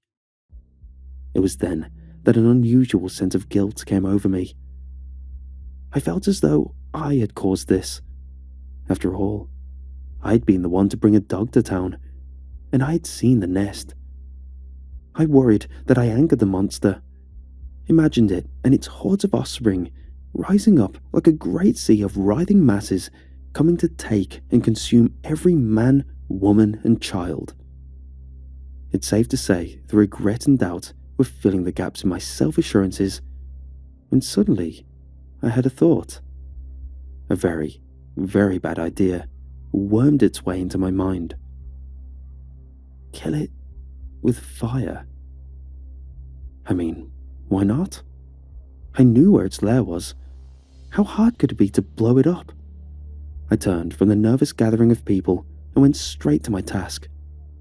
No one noticed the determination of my stride or the resolve in my eyes, and that was just fine. I left Jasper at home with my parents, safe and sound, then went to the gas station and filled up enough cans of gas to buy him out. From there, things were surprisingly easy. I remembered exactly where the nest was and drove my car right up to it. One by one, I unloaded the containers of gas and started hauling them down the tunnel. Though I can say with honesty that once I was actually faced with entering the dark, dank hole in the earth, some of my bravado fizzled out. Knowing it was a spider-like creature made walking on its web that much more terrifying. Understanding it could probably feel the vibrations and could come racing up at me with unsettling speed to disembowel me at any moment wasn't exactly thrilling. Nonetheless, I made small progression, dragging the flammable liquid down the hole further and further until I reached the main cavern. Then, I hesitated. This was obviously the area I needed to leave the most containers. But then I wondered if my neighbours were maybe still alive down there. Against my better judgment, I decided to check. I crept around in the darkness with my phone light, softly calling their names, just as I had done with Jasper. It didn't take long before I felt as though I were being followed, and I turned around to see cat-sized monstrosities scatter out of the way of the light's beam. I began to tremble uncontrollably then. They were all around me in the darkness, only a hair's breadth away, just outside the smallest circle of light. The brightness was keeping them at bay for now. But what if they got brave? Or worse, what if their mother decided to come over? Those were the thoughts I tried not to consider as I continued my search. I regret to say, however, that by the time I found my neighbours, they had already expired. Their mangled, half-eaten corpses were suspended in the webbing. The youngest, a girl of only 8, had been who I found first. Her body had near fallen right on me, so that I'd been face to face with a majorative picked clean skull. The fleshy remains of her eye sockets will forever be embedded in my memory. That's for certain. That was the permission I had needed to turn back and leave the wretched place. However, as I neared the exit, the creatures formerly repelled by the light seemed to realize their prey was nearing and escaping, and they began to hesitantly snatch at me. I scrabbled and crawled frantically for the exit, while they unsurely squabbled amongst themselves. The best way I can describe it would be watching a young predator hunt for the first time. The uncertainty of exactly how to grab and subdue prey while jostling for the first bite was exactly how they behaved. This did little to keep my panic, as I realized then that the mother was probably nearby, watching her young and ready to step in case I began to really escape. Bearing this in mind, I forced myself to give it one last huge effort. Kicking the vile things off as best I could, I scrambled wildly for the exit. With daylight in sight, I felt the web under me begin to vibrate with movements of something large, and knew it was coming after me. With a renewed wave of adrenaline, I pushed myself harder and made it to the surface. I made it out mere seconds before the big one reached me, and didn't hesitate to light the gas fumes right up. The woof sound it made as it took off was incredible. Apparently, the black stuff was highly flammable.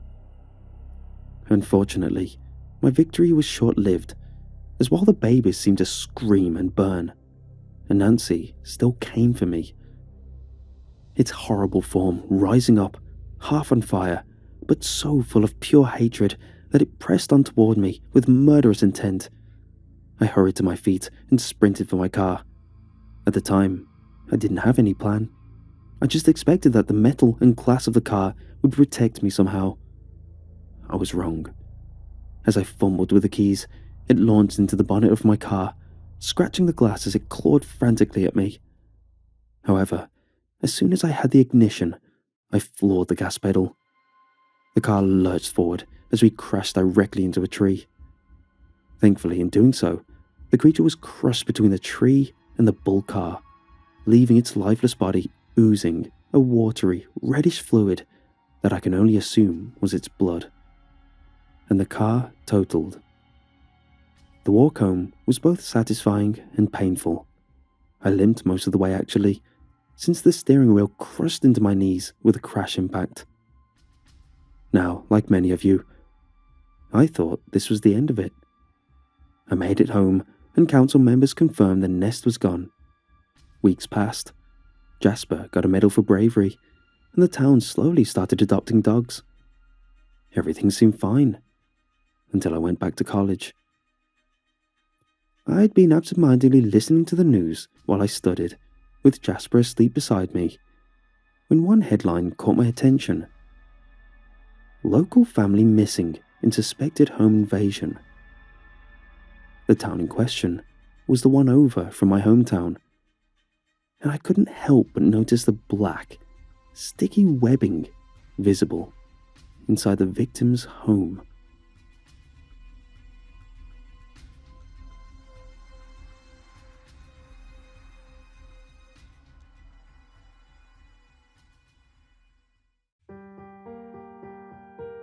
There was a skip in my step. A merry tune was stuck in my head on repeat, and for once, I didn't mind it. It was as if all the weariness and exhaustion that I've been carrying for the last few years had been lifted off my shoulders.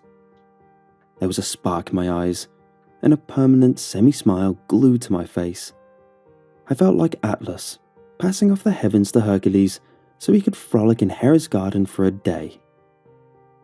I woke up that morning before my alarm went off, skipping to the bathroom for a quick shower before taking the extra time to make myself a good, hearty breakfast. 2 fried eggs, sunny side up, with some golden brown, buttered toast and the side of crispy bacon. After wolfing down the lot, I got dressed in my absolute finest, making extra sure that not a single strand of hair was out of place, nor a single wrinkle marred my impeccable suit. I slipped out the front door, merrily greeting everyone I passed as I made my way to work. A warm hello to the lady in the yellow jacket as she passed by me in a hurry. A handful of dollar bills to the beggar in the corner, followed by a warm handshake as he thanked me kindly. A curt but friendly nod in the direction of the man on the train in the brown coat, absorbed in his newspaper, but for the moment when my whistling caught his attention, I was walking on a cloud, the world passing by in eye-shattering clarity. The colours were sharper, the air sweeter, and the people friendlier. Out of the train and through the front door of the office, taking the time to appreciate the bright, warm sky and crisp, chilly weather. I gave a warm welcome to Ali, our receptionist, and a firm handshake to my boss with a merry, "Good morning." I spent the rest of my day behind the monitor, finishing off every last report that has been sitting on my desk for the last few days, waving goodbye and wishing a good night to those last people out. I locked the door as I left, the moon hanging high in the air as I made my way back home. Today was the day.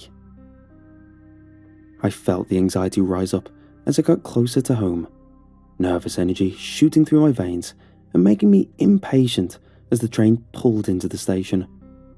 I clenched and unclenched my fists as I hopped off the platform, the floor feeling more springy as I took the stairs 2, sometimes 3 at a time.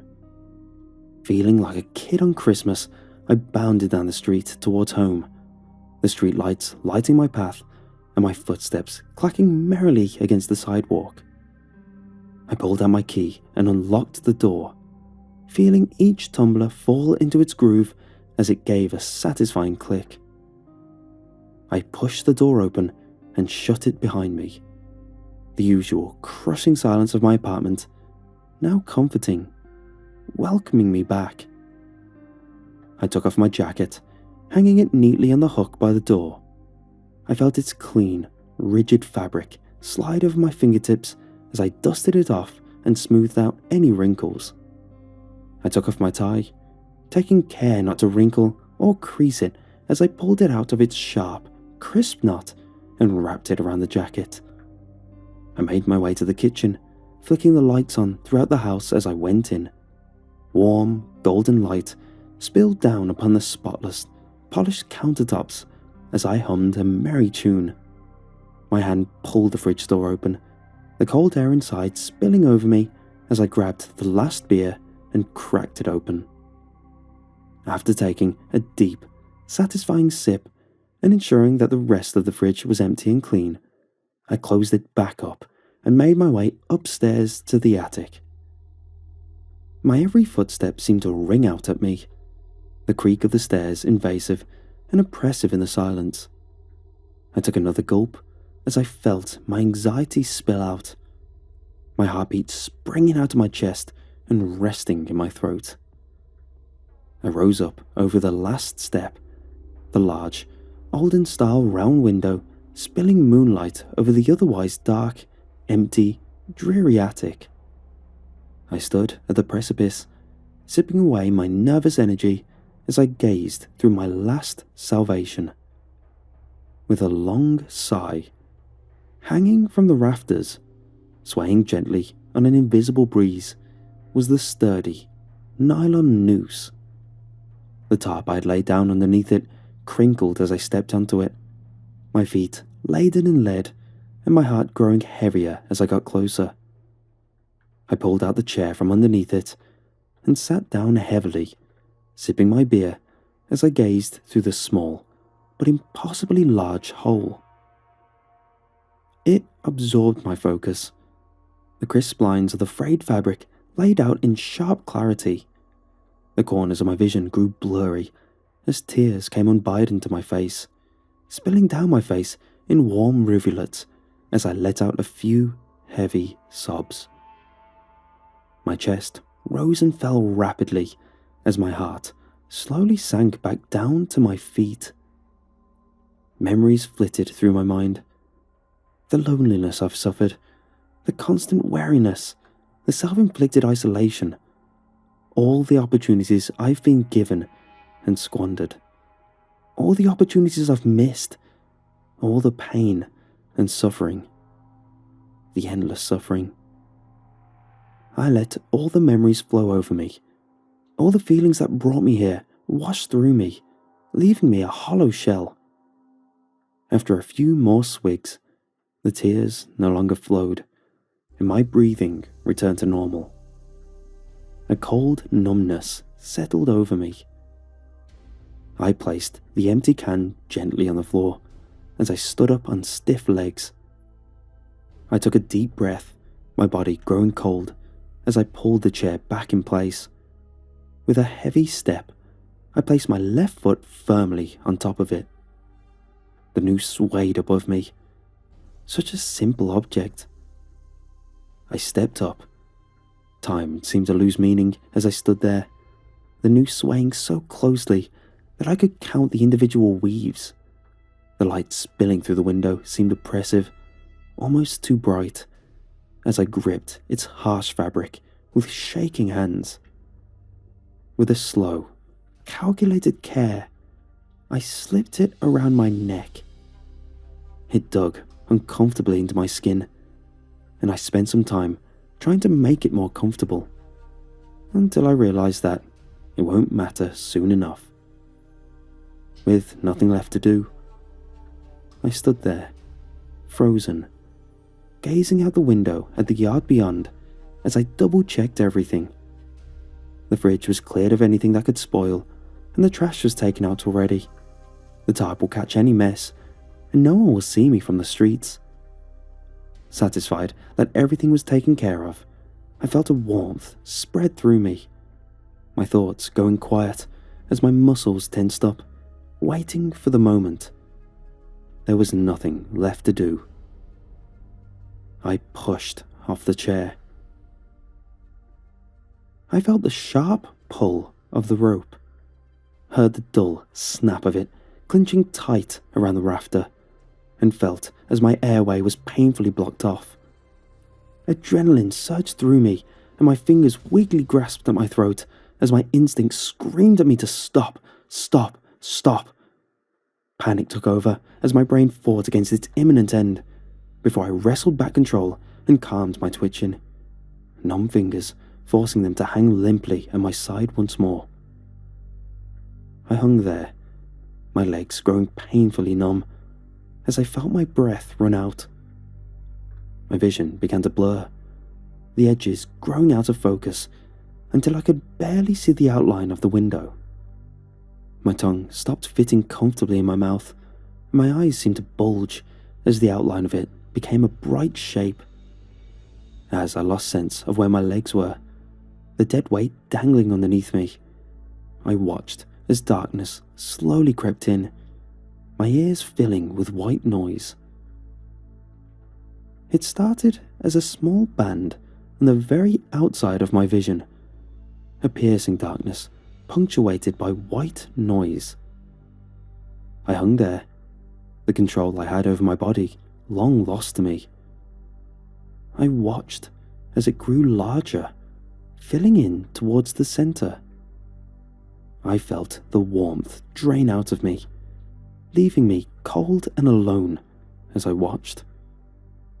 At first, it looked like a random jumble, just my brain's weak attempt at trying to make out something familiar in the unfamiliar darkness.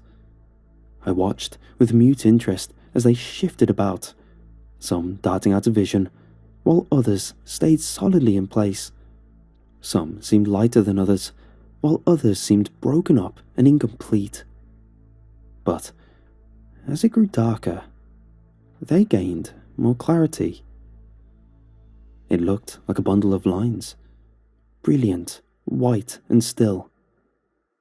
As the darkness grew, I could make out finer details. The joints and impressions, the cracks and points, the twisted shape of a finger. I watched in mute horror, my tongue growing heavy in my mouth as the hand came into view. Then, ahead, something moved into view, its movements jerky and slow, as if every movement caused it pain. I mutely watched it as it moved away from sight. Their bodies were brilliant white, almost blinding against the black background, except for where the skin cracked completely through and exposed the darkness beyond. Their skin flaked off of them in bits and pieces, breaking off and drifting downwards to rest against the ground or to float aimlessly through the air. Their shoulders were impossibly narrow, their bony arms hanging well below their knees, and their heads ridiculously small, completely smooth and hairless. As they moved, I could hear the sharp, deafening crack of their skin and bones as whole sections slew off their bodies. As I watched them lumber on the edge of my vision, the window in front of me grew brighter.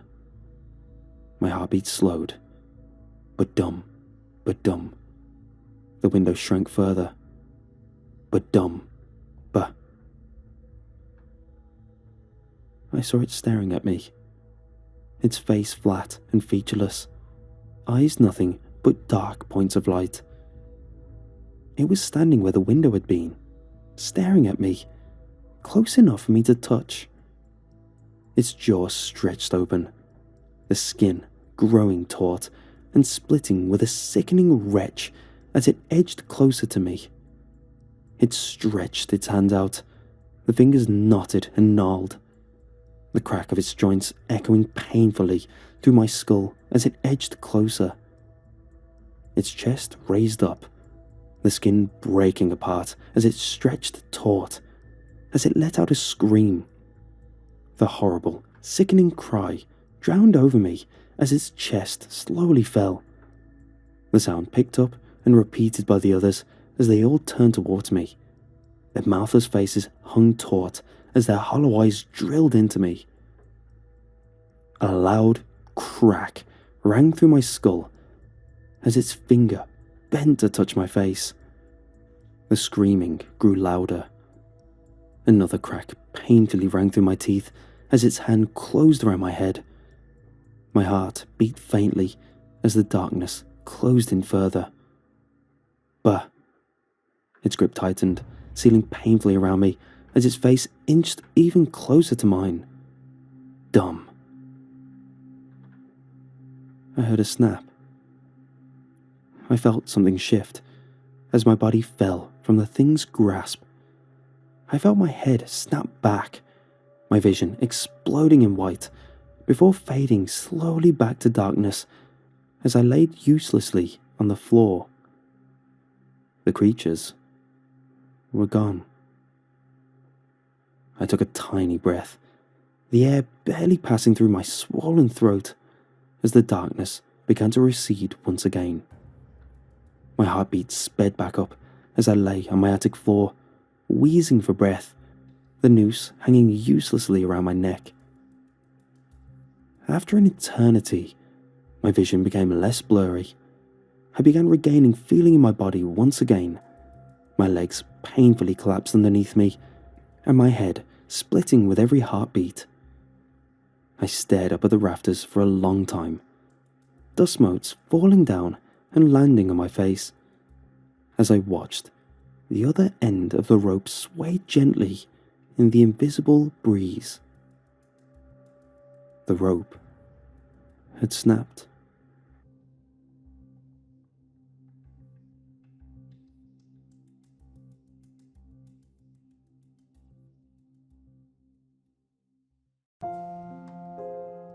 There was always something peculiar about my roommate Neb. Granted, we knew each other most of our lives. It wasn't until we moved in together that I realized something about him was amiss.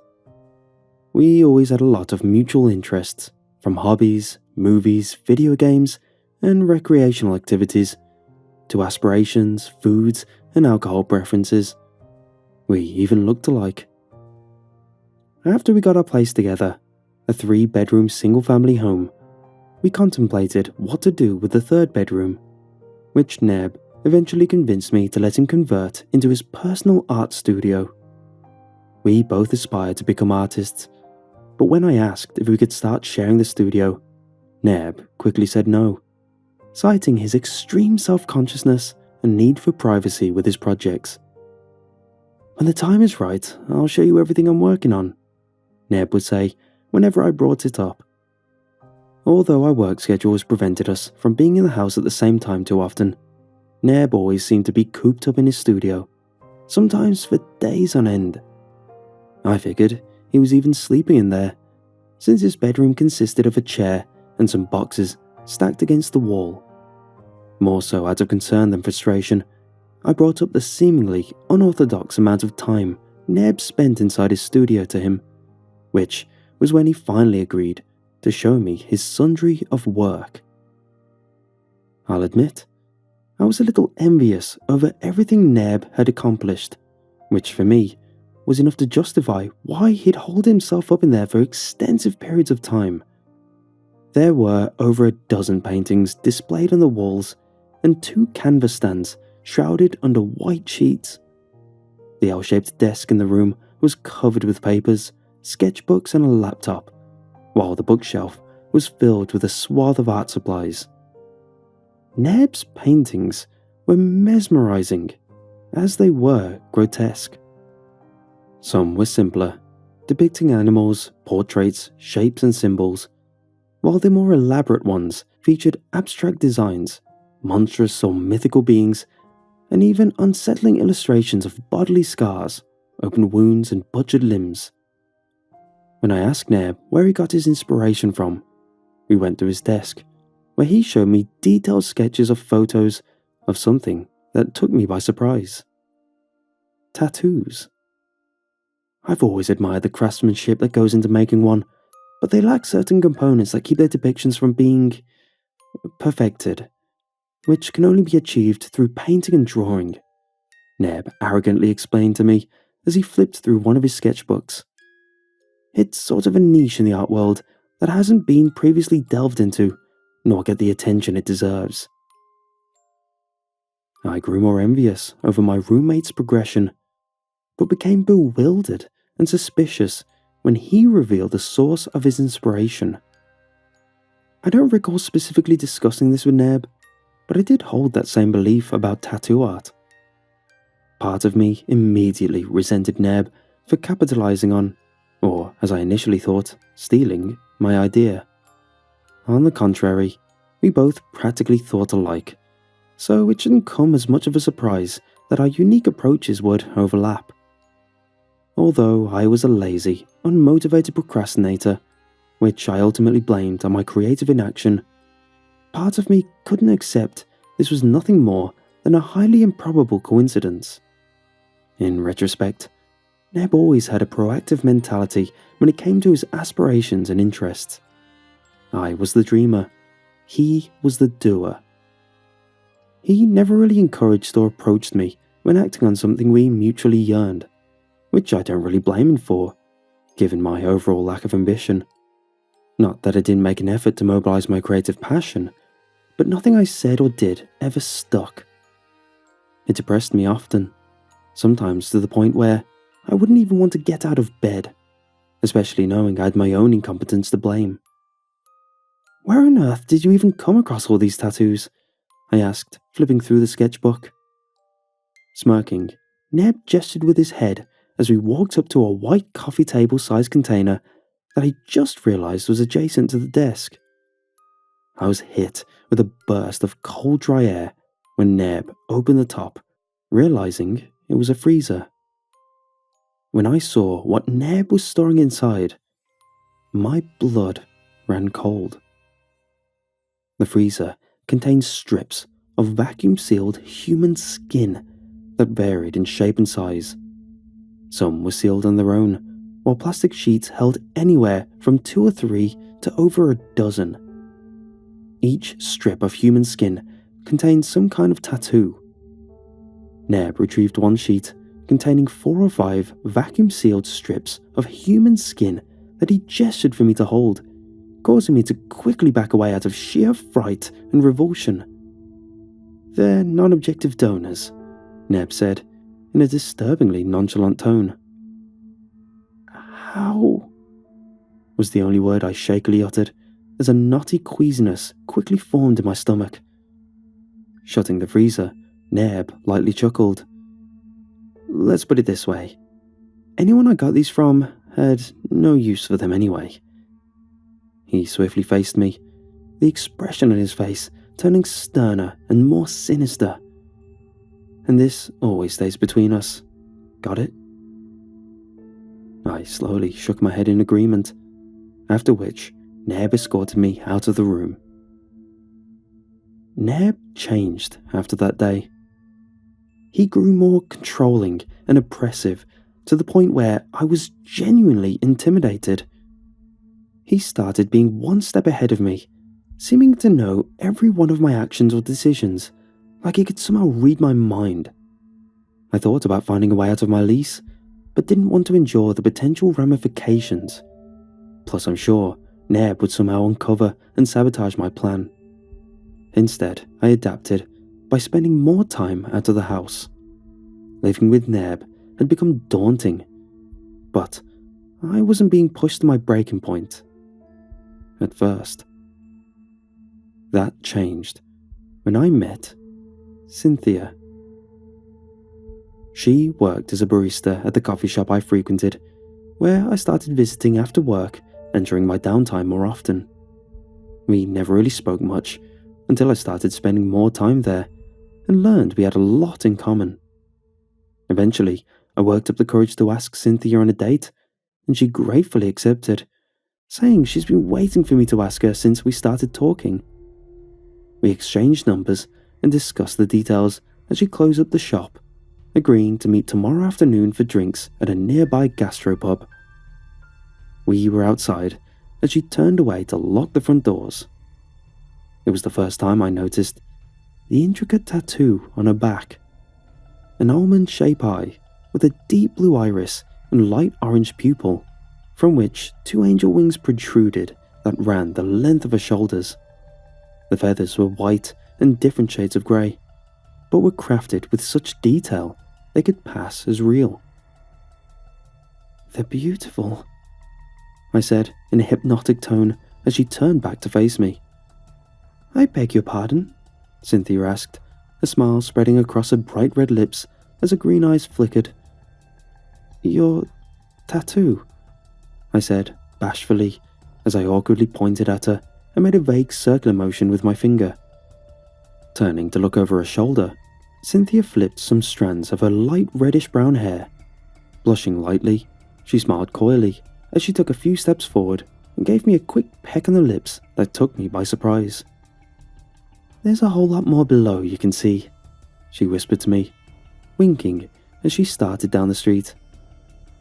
"Maybe I'll show you tomorrow, Brian." Totally tongue-tied, my jaw dropped slightly as I watched Cynthia walk to her car. I probably stood there for about 5 more minutes after Cynthia drove away, while my brain registered everything that had just happened. During those first few minutes, I was completely consumed with thoughts of Cynthia and our upcoming date.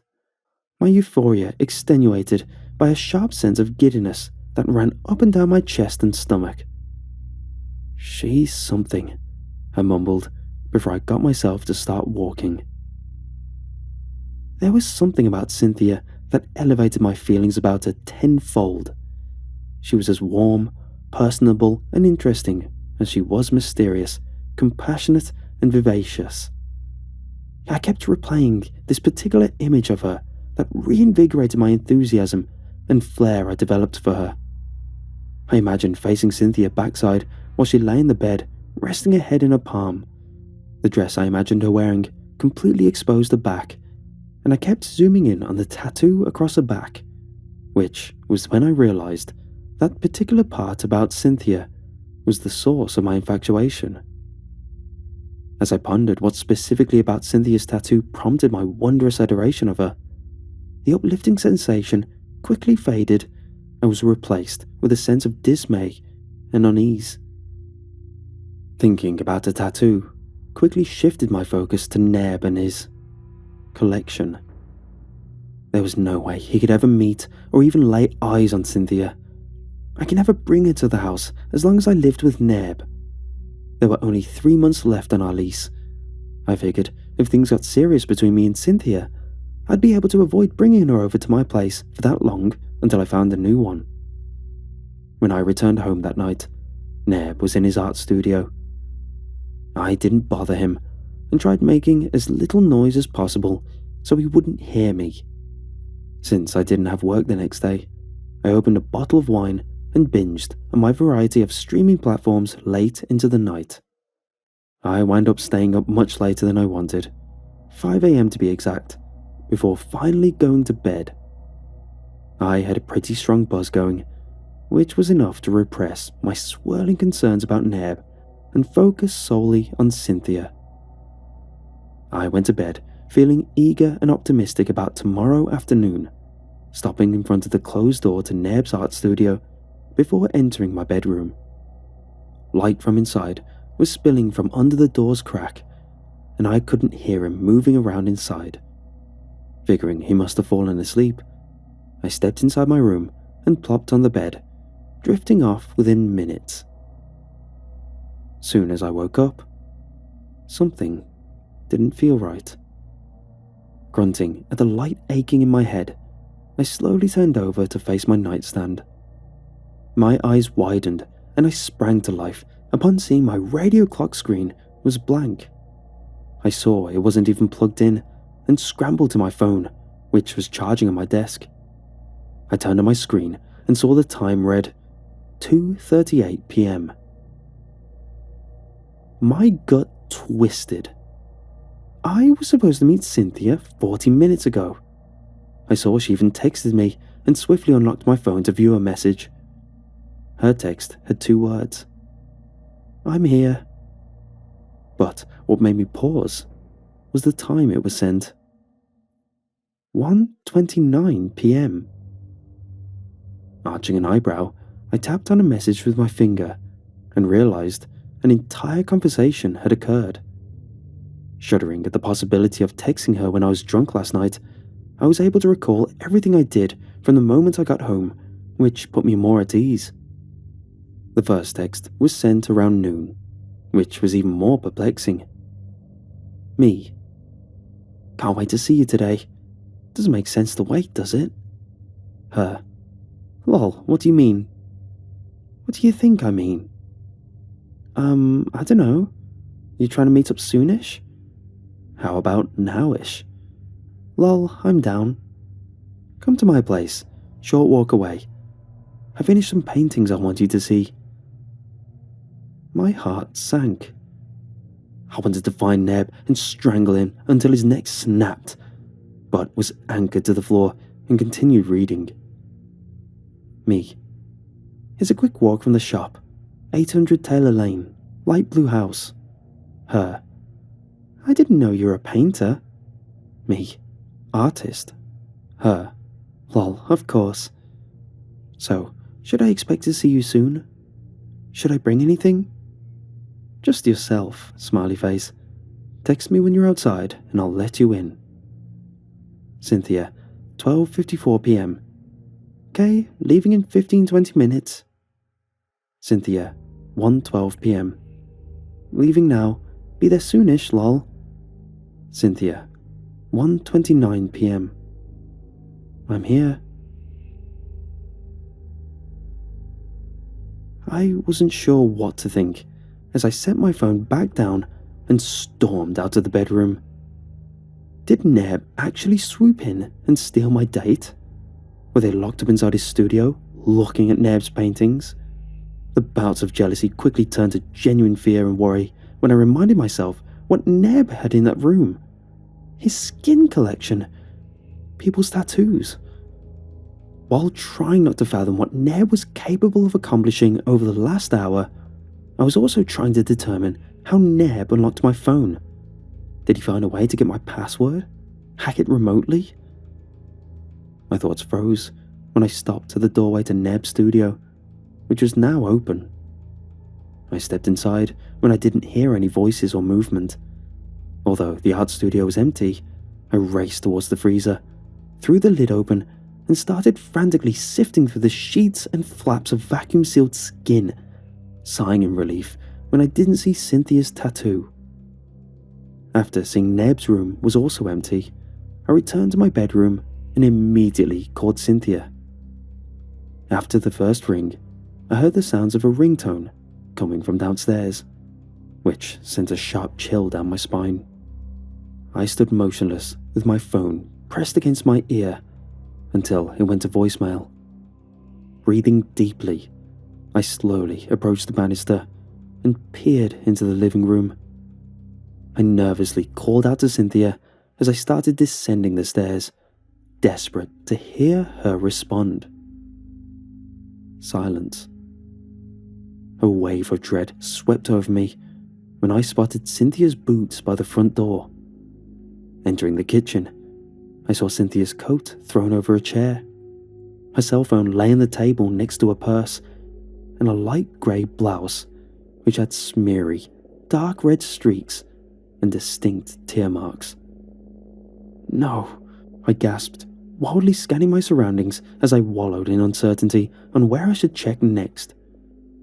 I was drawn to the downstairs bathroom, where the light was on inside and the door was slightly ajar. I screamed Cynthia's name as I threw the door open and almost fell to my knees upon being greeted to the grisly sight before me. Cynthia's limp body hung from the shower curtain rail. She was completely topless and her wrists were tightly bound to the metal pole. Her motionless, dangling head was entwined with saran wrap, and streaks of blood ran down her torso, legs, and the bathtub side. I raced towards Cynthia and tried freeing her wrists, which were tied to the pole with metal wiring. Her body collapsed on top of me as I cushioned her fall by catching and tightly wrapping my arms around her. My arms felt the slimy, sticky surface on her back, where the flap of skin her tattoo covered, which was pasted on the bathtub wall, had been removed. Regardless, I slowly let Cynthia's body down and started undoing the saran wrap around her face. I paused a few times to glance at the upside-down, cone-shaped strip of skin from Cynthia's back that betrayed her full tattoo. Cynthia was right when she said there was more to it than what I saw. The winged eye was perched atop a narrow, spike-shaped staff that appeared to have ran down the length of her back. Weaving around the staff was a light green vine and black thorns, from which 4 or 5 blood-red roses blossomed. "Beautiful, isn't it?" I heard Neb's voice say behind me. "She is long gone, by the way. Like I said, they come from non-objective donors. They have no use for them anymore." I stopped unwrapping Cynthia's head and slowly stood up after Neb's remarks. My fist tightly clenched and heart racing, I struggled to contain my anger as I shot one more glance at the skin strip brandishing Cynthia's tattoo, before slowly turning and peering into the bathroom mirror. "You don't get it, do you?" Neb said condescendingly, as I felt him looming behind me. "This particular one, it represents us. The eye and staff are you, our foundation, our visionary. The vine and roses are your hindrances, keeping you from thriving. And I am the wings, the means that lift you from your monotony, your conscious constraints." I felt Neb encompass me with his encroaching presence as he whispered in my ear, "I'm freeing you." "From what?" I quickly asked in a staggered, breathy voice. "From yourself, Brian," he said belittlingly. "You always had that creative drive within you, just didn't know how to impel it. You became so disconnected from your aspirational identity as a result, but channeled it through me to keep it alive, to nourish and savor it. Now look at what I brought you, Brian. The means to craft your greatest masterpiece yet." My resentment and fear toward Neb were replaced with a sense of calmness and clarity as I started making sense of what he was saying.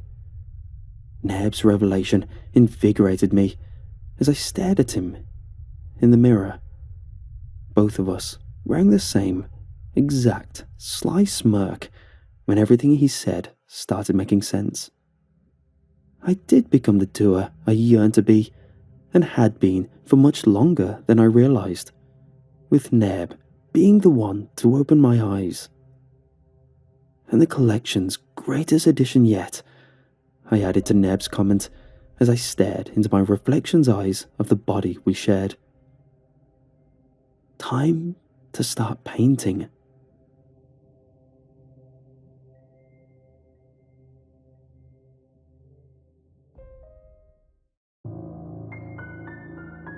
A few years ago, my little sister was born. It came after a rough period for my family, including a divorce and some other stuff. Even at my young age, I saw how the pregnancy changed things for the better. After years of arguments and screaming and drinking, it was nice to see something positive on the horizon. So, when my little sister came along, I was the happiest I'd been in years.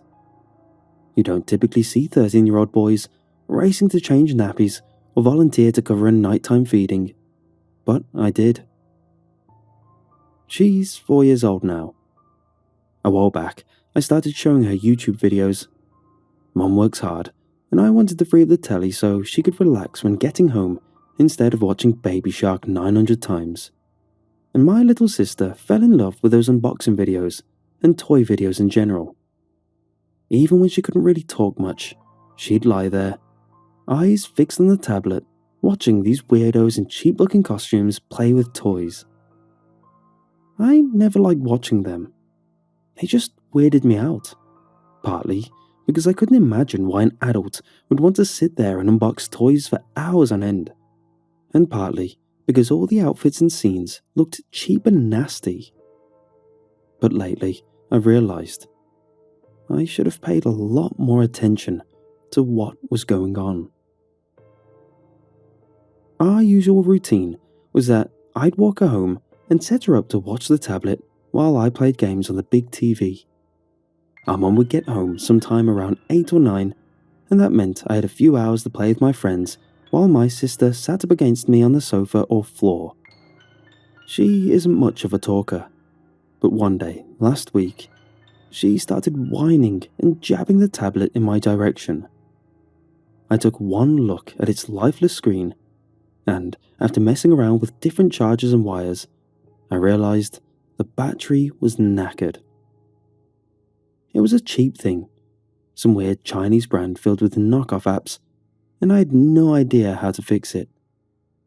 I knew it wouldn't be very nice of me to make my sister sit and watch me play games, so I quit the console and pulled up the YouTube app on our telly. After that, I was stuck reading a book while those videos played in the background, where they stayed out of my mind for a good 2 hours. At some point, Mum called me and told me she was going to be working past midnight, so I'd have to sort my sister out. That's when I put down my book, rubbed my eyes, and looked at the telly. There was a woman in an off-brand Elsa costume sitting in front of the camera. Most of the shot was taken up by a puffed-up teal ball gown. Well, more of a costume than a gown. She had this weird, cheap foam head on. The hair, eyes and mouth carved out of it and painted haphazardly. It was just big enough to look weird on a normal head. And her slim frame bobbed up and down eagerly as she leaned into the camera to show off the latest toy. It was a stupid little trinket, a cheap plastic ring painted gold with stickers for jewels, held up to the camera and rotated like a prized diamond. My sister watched, her mouth open, as fake Elsa slid the ring onto her finger and mimed the reaction of a blushing bride.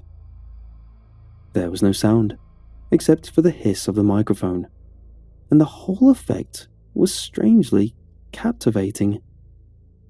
But things got weird when Elsa sat back, reached back to grab another toy, and I noticed a picture on the wall. It was hard to tell as she moved around, but the more I stared, the more sure I was that I recognized that picture. It was the one on the wall behind me. Curious, I got up and started looking around the video using the remote. The UI in the TV app is limited, but it showed that the video was just one of hundreds in an autoplay queue, all from different makers. This one had just 13 views, but for some reason, the algorithm had added it to our playlist.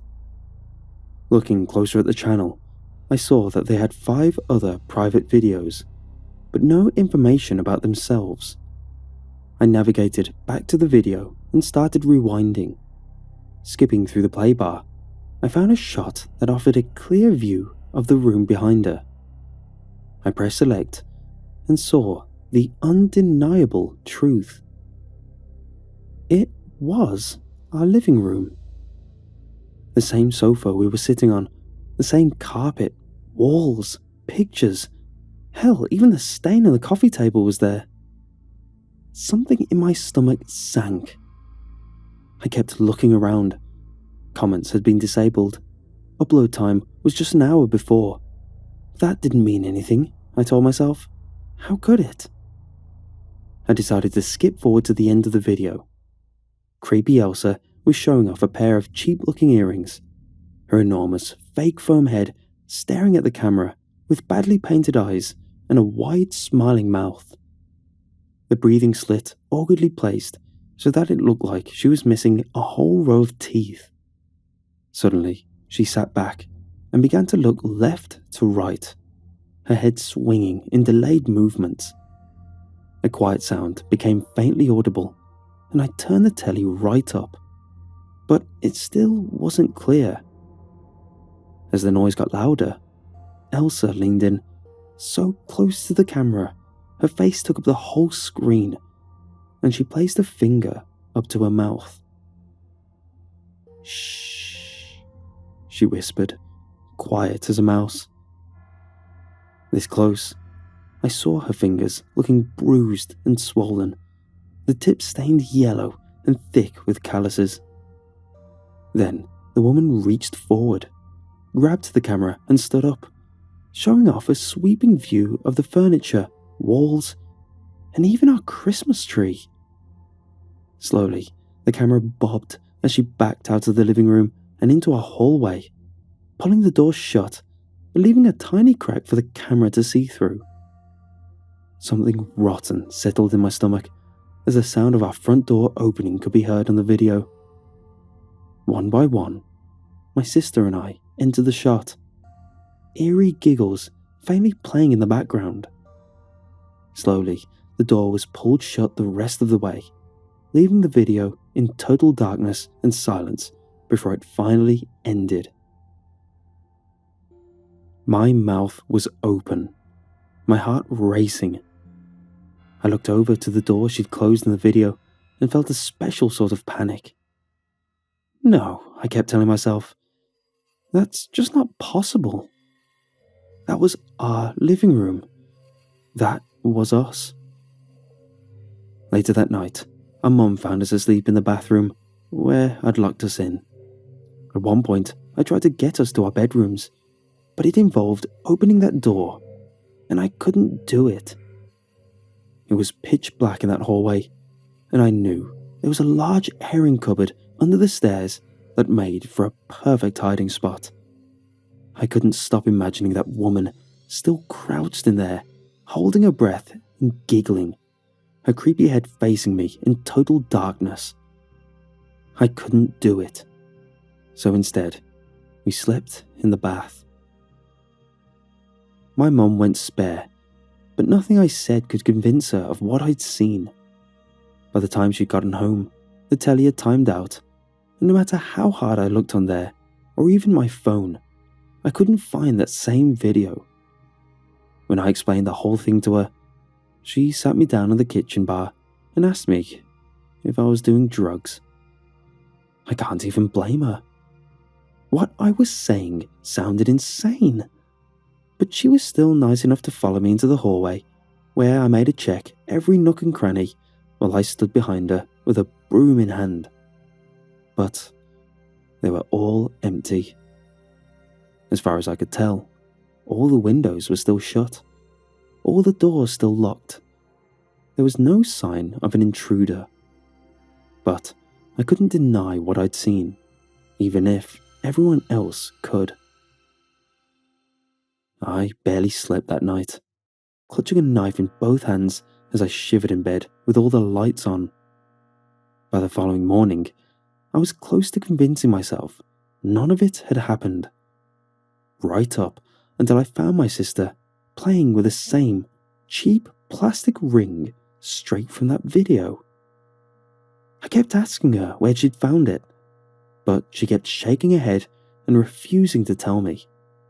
And when I complained to Mum, she made it clear she didn't have time for our, quote, little fight, and soon after left to go to work. That day passed quickly, if only because I tried hard to act like nothing had happened. But later on, when I sat down with my sister at the end of the day, leaving her to her videos, I found myself going over my phone and trying every search term possible to find the video from the day before. It was infuriating. I knew that video had existed. I knew the channel's name, but nothing I typed showed it up. Not on Google, Reddit, YouTube, or anywhere else. I became so fixated, I didn't look up from my phone for about an hour. And when I eventually did, it was already too late.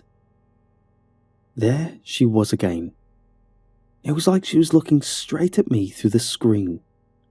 This time, she looked like Cinderella, though it's all pretty much the same to me. Again, it was all very uncanny.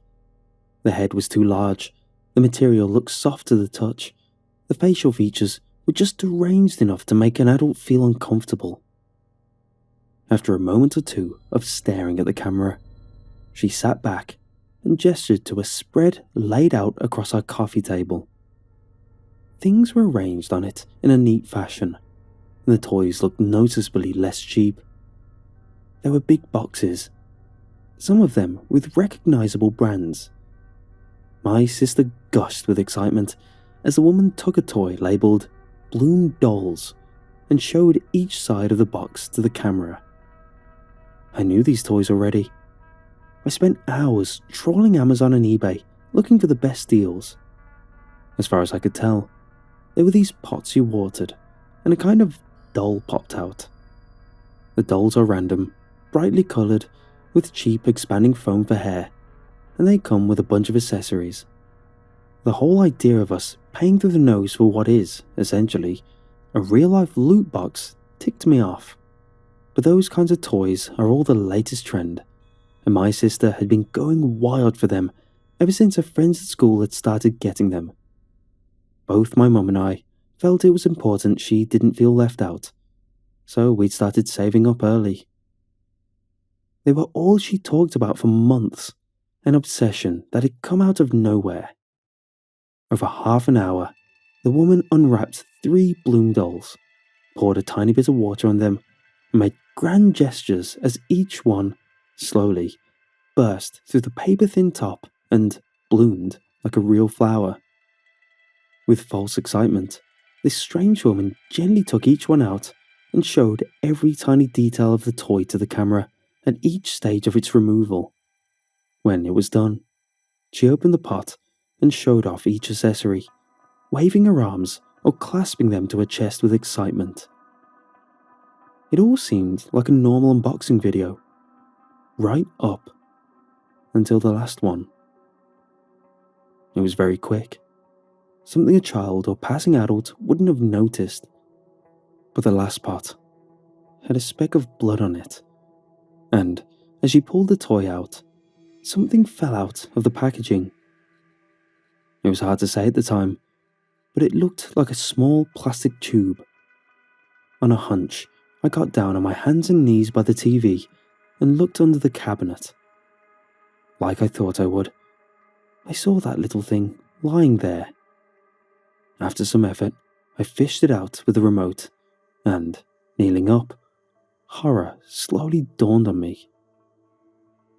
It was a fingertip, an ice-cold piece of meat that had started to wrinkle and dry, feeling like a prune in my hand.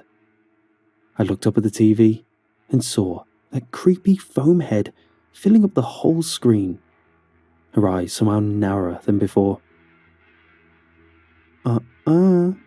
She moaned in a childish voice, before waving a finger at me like I was a naughty child. I don't know why, but something about it freaked me out, and I immediately got up and turned the video off. Before my sister could even start to argue, my mother burst in through the door with plastic bags piled up around her wrists, her voice crying out loudly for me to come help. For a moment, I nearly went to her about the finger in my hand, but I remembered the day before and decided to leave it be. It wasn't until the following day, when I went to school and saw dozens of police around the gate, that I started to really wonder where that finger had come from. Pretty soon, I caught wind of rumours that a family, just a few doors down from my house, had been burgled. The stories about what had happened exactly changed from teller to teller, but they all went through the same rough outline. The family had been attacked, some people had been killed, and a load of toys put away for Christmas was stolen. I barely ate or spoke for the entire day, trying my best to shut out the fleeting whispered rumours. They were over the top and almost definitely exaggerated, but they struck a nerve with me anyway. They were all over the place. Stories of skulls shattered with toy pots, pets shoved into the microwave, children burned alive, and Christmas trees decorated with pulled teeth. I knew how people like to run wild with stories like those, but something about it all made my stomach turn. That night, I did a circuit of the house before entering, and just to double check, I went through the house twice with a baseball bat in one hand and my sister held firmly in the other. Then I brought her in, set her up with some stuff on Netflix, telling her that YouTube was being fixed, and sat down with a laptop. I always remember being told that fear is just a lack of knowledge, so I decided I needed to know more. I started with the channel. I looked for everything from the channel name to the characters to the toys to the name of the video itself, but there was nothing. It wasn't just that the video was hard to find or obscure. It was that the names of everything involved were also popular. Unboxing videos, Elsa, Cinderella, Bloom dolls, toys, toy unboxing, and even the channel name itself was incredibly bland things to try and searching for. Every term flooded me with results, and in the end, I stopped looking at those kinds of things and started looking for local news about the burglary. All I found was an article from the Gazette. The cached Google link had some sort of text and headline reading, "Violent burglary has police scratching their heads." Local police have struggled to cope with a recent home invasion where at least 2 adults and 2 children have been found mutilated, all missing their ... But clicking the link just sent me to an edited version of the article explaining that the police had reached out to the paper and asked them to take down the original article out of respect to the families and in order to keep the ongoing investigation. I tried looking for the cached version of the page, but there was nothing that would load. The best I got was a thumbnail on one website showing a tiny version of the article's old preview image. It was just a Christmas tree, although it looked a little odd to me. It seemed to be speckled with bits of white. I don't know why, but that made me think about all the stories I'd heard through the day. So I searched Christmas tree decorated with teeth, and that turned up an old Creepypasta hosted on some crappy forum. It said, "I don't like to talk about my work, since I do crime scene cleanups, and it's something I try hard to forget. I know the police involved never got the guy who did it, and that bothers them to this day. And, at the time, the story never broke big. In some ways, I've always felt like I'm meant to keep this hush-hush, because no one else has ever talked about it. I could easily call it conspiracy, but I remember what I had to go through on that day, and I think that no one involved wants to relive it. There's no conspiracy, not really. It's like the rest of us. Every single one just decided to pretend it didn't happen. But it did happen. We all had to go into this house about a week before Christmas, being told it was all to do with a burglary gone wrong. Except, even I knew that weren't the case. First thing I noticed walking in was the sofa, soaked in pee, blood and crap. Then I saw the nails on the arms and by the floor, still soaked in blood, with a little bit of flesh snagged on the head. It looks like someone had been nailed into place. The police looked distraught. No one was talking, or joking, or even making notes. The more I looked, the more I realized why. The windows had been nailed shut. The table had been laid and reset multiple times. Plates stacked high in the sink. There was even a slow cooker filled with liquid fat. In the child's room, I found a small crawl space filled with old chocolate wrappers. It stank of urine. But what really messed with me were the long scratch marks on the inner walls. Someone had been hiding in there and dragged out, putting up a fight the whole way, fighting so hard they tore nails out and left bloodied bits of skin along the rough-edged wood. But the space was tiny, barely big enough for a toddler to hide in. All around that place was the sense of fear. I couldn't ignore it. None of us could. You know, I heard of a friend in the force that they took some of the Christmas lists on the fridge door and tested them, since they were crumpled and bloodied, and they reckoned those bits of papers had gone through someone's digestive tract multiple times. I was lucky they'd taken the bodies away by the time we got there. It was still rough though, blasting away the fat and blood, finding all sorts of messed up stuff. It was everywhere. Sinkholes plugged up with gore, sockets filled with nails. Hell, one guy even found an intact light bulb stuffed with bloody hair. And that tree. All around it were teeth threaded through with bits of hair, strung around it like a tinsel. And what really got to me was that none of those teeth looked right for the family. You only had to glance to figure out it was all wrong. 4 people should equal, 100 teeth maybe? But there were thousands on this tree, some of them very, very old. My friend on the force told me about how only one toy was left under the tree.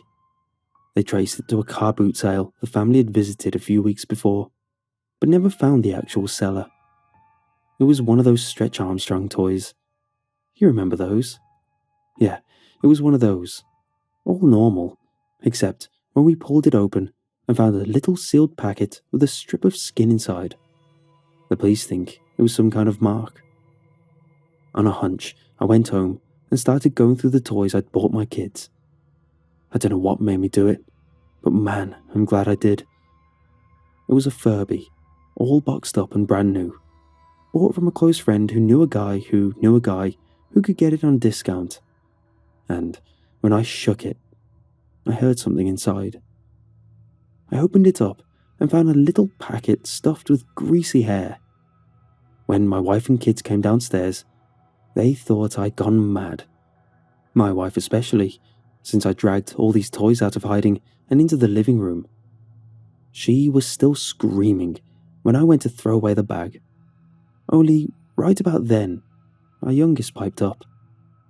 She started crying something awful. "But how will they find us, Daddy?" she cried. "They promised they'd find us." "Who?" I asked. "The ladies on the TV." We'd taken to recording daytime TV for her as a bit of a treat, so she could catch up on all the cartoons on the weekend. Thing is, we don't know if we messed up the channel or what, because whatever we recorded didn't look right. It looked like a home video with this goofy looking mascot dressed up as Snow White.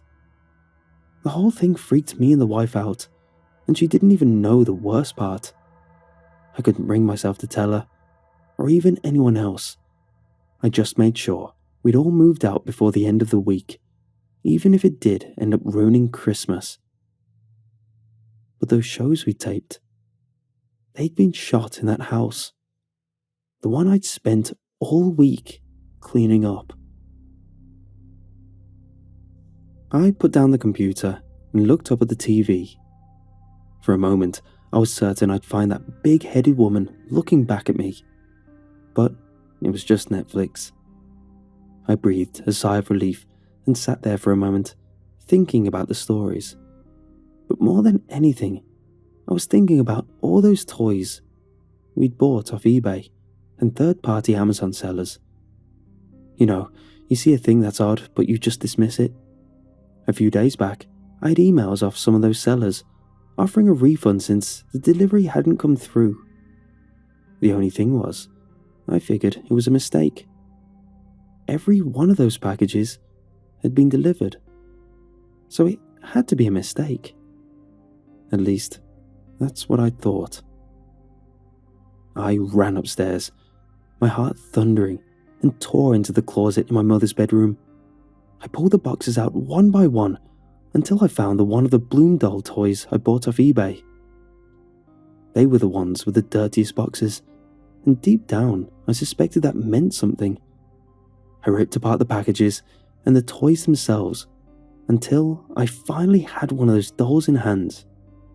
It was a cheap plastic thing, and with a quick and easy snap, it came apart. Inside was a little baggie, all rolled up like a cigarette. I took it out and slowly let it drop open, revealing just a few scraggly bones, the kinds that would come out of an ear, or a child's finger maybe.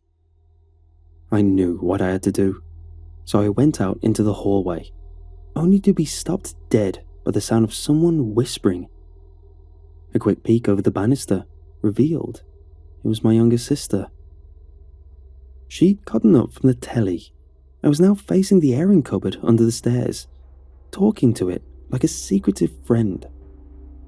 "No," she whispered. "Toy videos won't work. They need fixing." Silence. "I'm sorry," she muttered, like she was speaking to Mom. More silence. "That's not nice. Tricks aren't nice." Again, silence, but this time interrupted by fits of giggles. "Okay," she said, struggling to hold in her laughter. "James, James," she suddenly screamed. "Doorbell!" That doorbell hadn't rung. Not knowing what to do, I put one foot down on the step and heard her say, "He's coming now," followed by more secretive giggles. I knew I couldn't go downstairs, but I had to get her away from that cupboard and up to me. I thought quickly on the spot, remembering something she'd never resist, and shouted downstairs, 2 minutes, I'll come down now. I just need to move the neighbour's cat. He got in through the upstairs window again." That worked, and she ran away from the dark cupboard and straight up the stairs, repeating, "Kitty cat," with each footstep, her voice a high-pitched squeal of joy. As soon as she was up, I grabbed her, feeling tears in my eyes. "Were you trying to play a trick on me?" I asked, doing my best to sound friendly. "She said I'd get better toys," my sister said, one finger held firmly between her teeth. "The woman in the videos?" My sister nodded. I remembered I still had that bag in my back pocket, so I walked over to a nearby window, ignoring my sister's questions about the neighbour's cat, and threw it right out the window. I didn't know if it'd work, or what it even meant. I just didn't want it anywhere near us. But my sister was growing antsy. "Where's the cat?" she screamed, a tantrum forming in her voice. "Kitty cat, kitty cat, kitty cat." "Oh, it's ran away," I said, struggling to hold on to her as she started kicking and pushing away. "James," she whined, "I want to see the cat." "It's not in the bedroom anymore," I said. "You've missed it." "I'll look in the garden," she said, eyes wide with excitement. Quickly, she wriggled free and made a beeline for the stairs and disappeared down them, her pink pajamas swallowed by the darkness before I had any time to stop her. I heard her little feet thump down the hallway and into the living room, and I stayed perfectly still, waiting for any follow-up noise. There was none. I knew I couldn't leave her down there. I looked around briefly to see if there was anything I could use as a weapon, but outside of duvets and pillows, there was nothing. From downstairs, I could still hear the shuffling of feet. It could have been anything, but I couldn't stop picturing the things from that story. My heart beat in my chest. My skin felt cold and tight, my head light and dizzy, but I still forced myself to go downstairs, knowing that I had to get my sister. But the stairs were never really the problem. It was the hallway between them and the living room, the one that took me past the airing cupboard that just a few minutes ago my sister had been whispering to. The one I'd spent hours imagining that strange woman crouched in, her eyes fixed on me through the walls and shadows. The cupboard door moved. Just an inch, but it definitely moved. Just beyond, just a meter or two past that dark space, was the door to our living room, and I could hear the sound of my little sister walking from window to window, looking for the cat. I needed to get her. I needed to keep her safe. I took a deep breath, braced myself, and ran for it. I never even knew a human body could handle that much fear. Every step made it worse. Every imagined attack made it harder to keep going. And just when I thought I was pushing myself to the very limit of bravery, that cupboard slammed open and a hand grabbed my wrist. It all happened so quickly, but I managed to react anyway. My own hand slapped out, even as my brain registered how cold the hand was, how unbelievably strong the grip was. I tried to pry the fingers away as I fell, but it was pointless. They were like steel. I hit the ground hard, crying out as I landed on my shoulder. I looked up and out of the darkness. Slowly emerging from the cramped cupboard came that strange woman. The skin along her shoulders and chest was discolored and bruised. Her head, a grotesque, misshapen version of Rapunzel. She leered at me, and it made me feel so small, so vulnerable. Her foam head had such an inane look on it, but it just made a fixed glare all the creepier. She unfolded herself from the tiny space like a spider, her legs sliding out of place with a loud dislocated arthritic clicks. But she never once let go of me. I kicked and punched and scrammed, momentarily knocking her head back just a little, revealing blistered, bubbling skin around her neck and scalp. But she never let go. No matter how hard I kicked, no matter how many bones I heard crack, she just leaned over, straddling me and pressing her ice-cold body down onto my chest. Her puffed-up dress falling so close to my face, I could smell how unwashed and filthy it really was. She leaned closer to me, so close I could smell her breath through the slit in her head. It was fetid and stank, but was so cold it left goosebumps on my skin.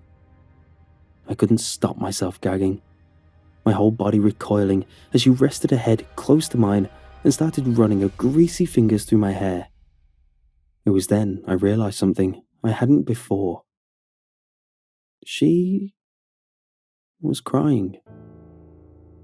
The only word she said, coughed and sputtered in a raspy whisper, was when she told me, "It would have been so good." And then she sat up, looked around, and left, carrying herself so fast I couldn't quite imagine how. By the time I sat up, she was slithering out of the nearest window. The last I ever saw of her was a fleeting glimpse of her grabbing the baggie I'd thrown into the garden before frolicking into the darkness. "No cat," my sister said behind me, and I jumped so badly I scared her and she started crying. That was enough for me, and I was soon bawling my eyes out all the same.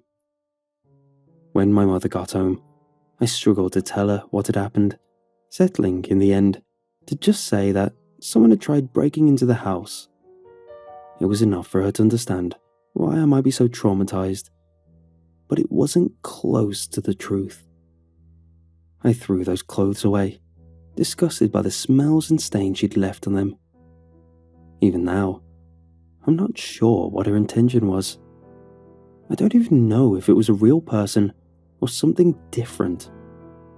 I only tried looking for more information once, searching again for that old Creepypasta, finding the odd variant, but the story scared me, especially the version that came with a picture of a bloody drawing stuck to a fridge showing a happy family holding hands, all drawn in crayon, and then, amended to the end like an extra limb, was a strange-looking princess with a very large head.